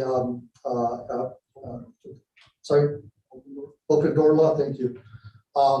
But it clearly does not say in here that the public would be excluded from attending this meeting. Any other trustee comments? I just have one, Dr. Finley, about, I know a lot of people have been asking about the return back to school, and I know we asked them, we kind of send people to our website, but if you could just kind of briefly touch on that, I would appreciate that. So this week, we're going to move towards live virtual instruction tomorrow, the 5th, the 6th, and the 7th. All staff are to report to their buildings. Students will be at home live virtual learning. We're going to work collaboratively, as we have been along this whole entire path, with the East Chicago Health Department to assess our positivity rate within our school city. Hence why there will be 2 data points. One will be East Chicago Health Department, and the other data point will be from Streamlabs and from Ethereal, to be able to see where our testing percentages are, who's testing, and then the percentage of those individuals who are coming back positive, so that we can then make a decision on if we're going to return to live virtual instruction, live in-person instruction next week. I promise to have a response to everyone by Friday so people can plan accordingly. So please be patient with us. This is just an organic, very responsive, reactive situation that we're all in right now, but we're gonna do our best to constantly and overly communicate with everyone regarding our expectations to returning to school next week on the 10th.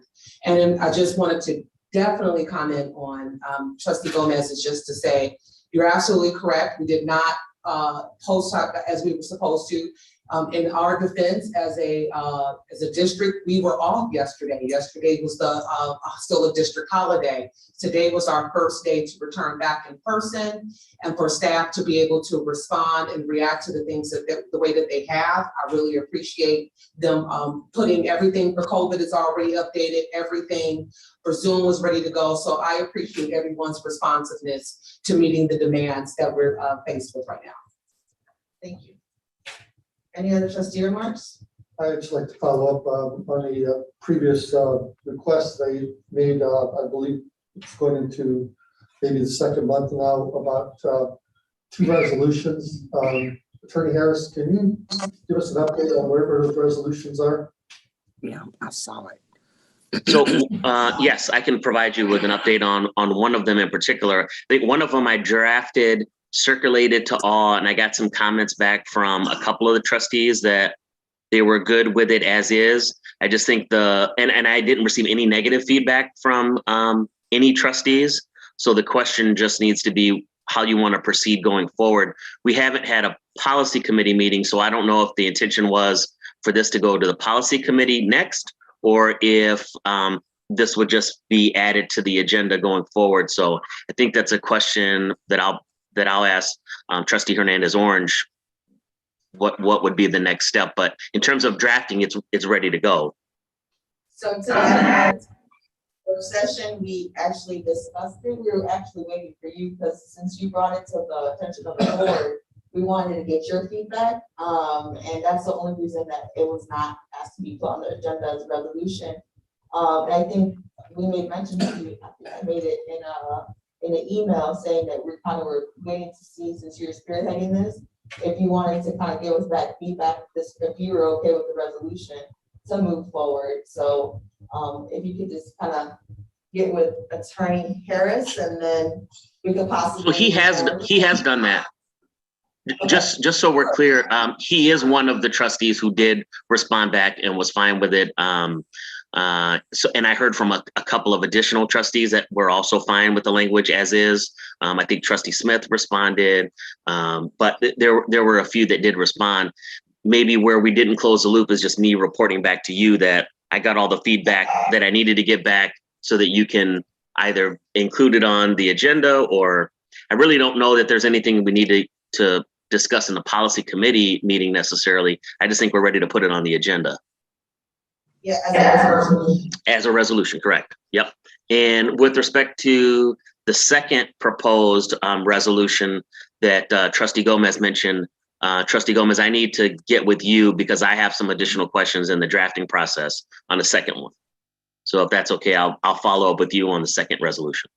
But it sounds as though for the next meeting then, the first resolution that Trustee Gomez suggested will be on that agenda.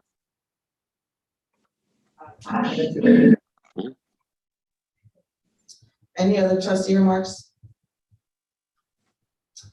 Next we'll move to public forum. Do we have?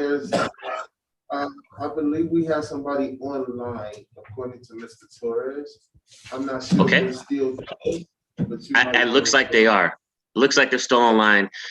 So public comment is an opportunity for the public to participate in the school board meeting. I would ask that you state your name when it's your opportunity to speak.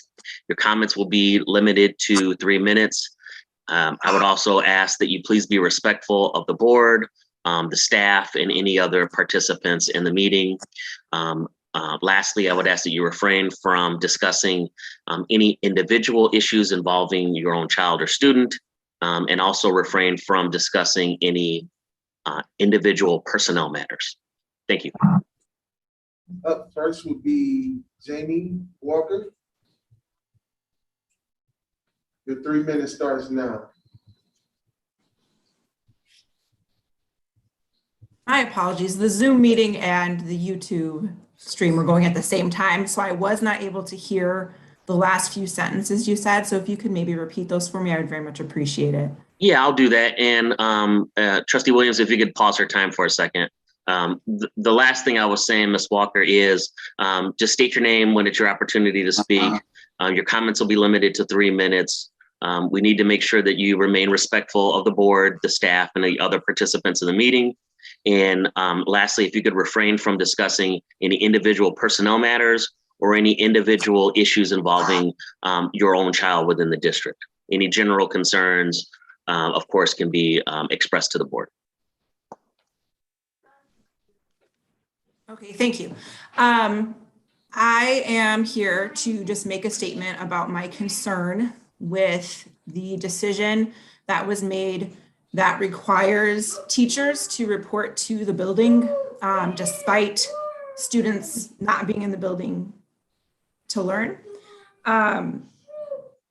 The decision that was made was not given to teachers with enough time to accommodate their needs for childcare, especially for teachers who have students in districts who are also attending school virtually. I know it's seen as, the decision was made because we're concerned about student learning. But I feel like this decision is unnecessarily punitive to teachers who are parents and are caregivers. And I'm just asking that without going into more personal matters, because I'm trying to follow the guidelines of that you set out for me. So without going into more personal information, I'm just urging that you reconsider that because it forces teachers to take time off. It forces teachers to give students sub-plans, meaning that they don't have a qualified teacher in helping them learn. I think it's detrimental to the students, and I think it makes it very difficult for staff to, to just live, to make an income and live.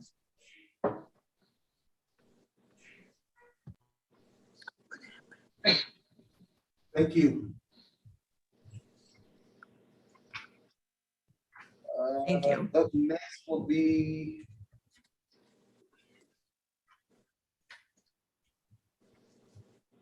is it Judith Flozak?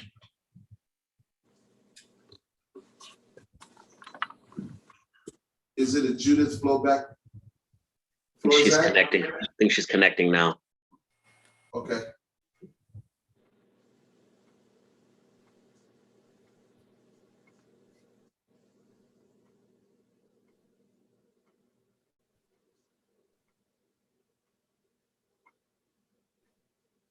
Yes. Yes. Hi, Mr. Flozak. Your 3 minutes will start now. Sorry about that. The same issue. I'm running 2 devices, so there's a little bit of a lag. I know that many have been monitoring the current situation and have been proactive in exploring procedures and protocols to keep our community safe. Our administration has been working hard to get us what we need in a difficult world, but now it's come time where we need to make a tough decision. I agree with Ms. Walker that we can provide the same instruction whether we are in the school building or not. And we are putting people's health at risk by coming into the building, as well as the other aspects that she mentioned. Do we keep pushing forward and put the health of the community at risk? Let's face it, this year has been just as crazy and tough on everyone and has been as much of a struggle as the last 2 years. My 7th grade students have not had a normal school year since 4th grade. Our focus right now needs to be on doing as much as we can safely and know that this cohort of students, this generation, is going to need extra guidance, extra consideration, and extra assistance in so many ways for so many years to come. We need to start accepting that and build it into the budget at the state and federal level and do what we need to do and what we have to do right now to keep everyone safe and start making long-term plans for how we're going to make up for it. What is East Chicago's positivity rate right now? Lake County is at 30.8% and the unique individual positivity rate is at 42.8%. What is also as concerning is that even more children are being affected. How many of our students are vaccinated? Right now, students and teachers have the technology to make virtual learning work. I have a wonderful paraprofessional. We do our instruction via Zoom and we set up small groups in breakout rooms. We have chat boxes for the students. Is this best practice for this age group? Of course not. We know it's not perfect. We all know that students learn best in person, but it is just not safe. We need to look into how to make virtual work better. We have the technology, we can do it. It's not normal, but even being in the classroom right now isn't normal. We can't do small groups the way that we used to, or work in pairs or use manipulatives, but we've adjusted. We also know that with the socio-emotional aspect that live is best. And without that, our students are going to need more. But even before this current surge at Block, we had over 10% of our student population and even higher percentage of staff test positive this year. We have to note that this surge is due to the higher transmissibility of the Omicron variant. We did not see this after Thanksgiving, but now we have Delta and Omicron. We need to make, basically we need to follow the science. I've seen so many sources predict that the surge will peak in mid-January. Right now, we need to adjust. Yes, testing is a good idea, but it is not enough right now. And there just is not the availability or the acceptable turnaround to keep everyone safe. Please take this into account as we move forward. And please understand that. That is your time. I'm sorry, Mrs. Flozak. Thank you. Thank you. Up next will be Helen Steinbeck.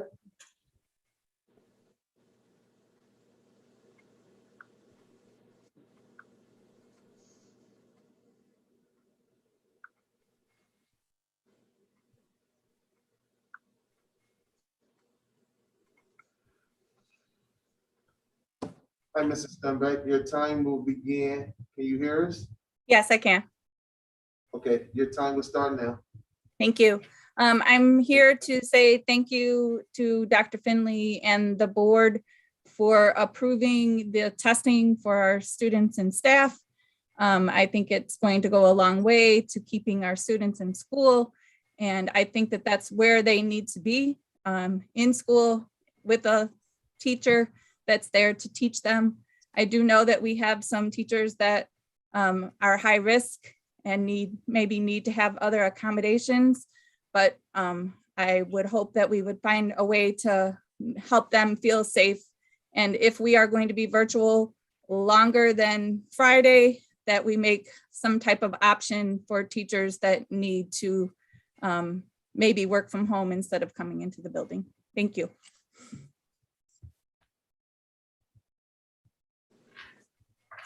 Thank you. Madam President, that will be all. Thank you. The next date and time for our next meeting will be for January the 18th. And that will be at 6 p.m. And it will be here at the administration building. And can I please have a roll call for adjournment? I'm sorry, a motion, sorry. Madam President, make a motion to adjourn. Trustee Rodriguez makes a motion for adjournment. Second. Trustee Smith seconds the motion. Before we take a roll call on that, just as a point of clarification, that January 18th meeting, is that going to be held via Zoom also, just for the benefit of the public? I think it's. Do we know that yet? So far, let me make the statement. So far, I will be cleared by then, hopefully. So I would say that when Dr. Finley determines what's gonna happen for school on Friday, then we can determine the meeting. Yep, so this Friday, give us to this Friday to see what the numbers look like in Chicago.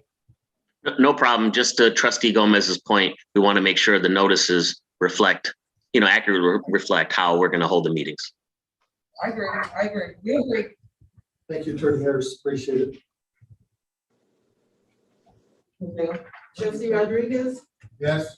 Trustee Gomez. Yes. Trustee Williams, Yes. Trustee Smith, Yes. Yes. Chairman Hernandez. Yes.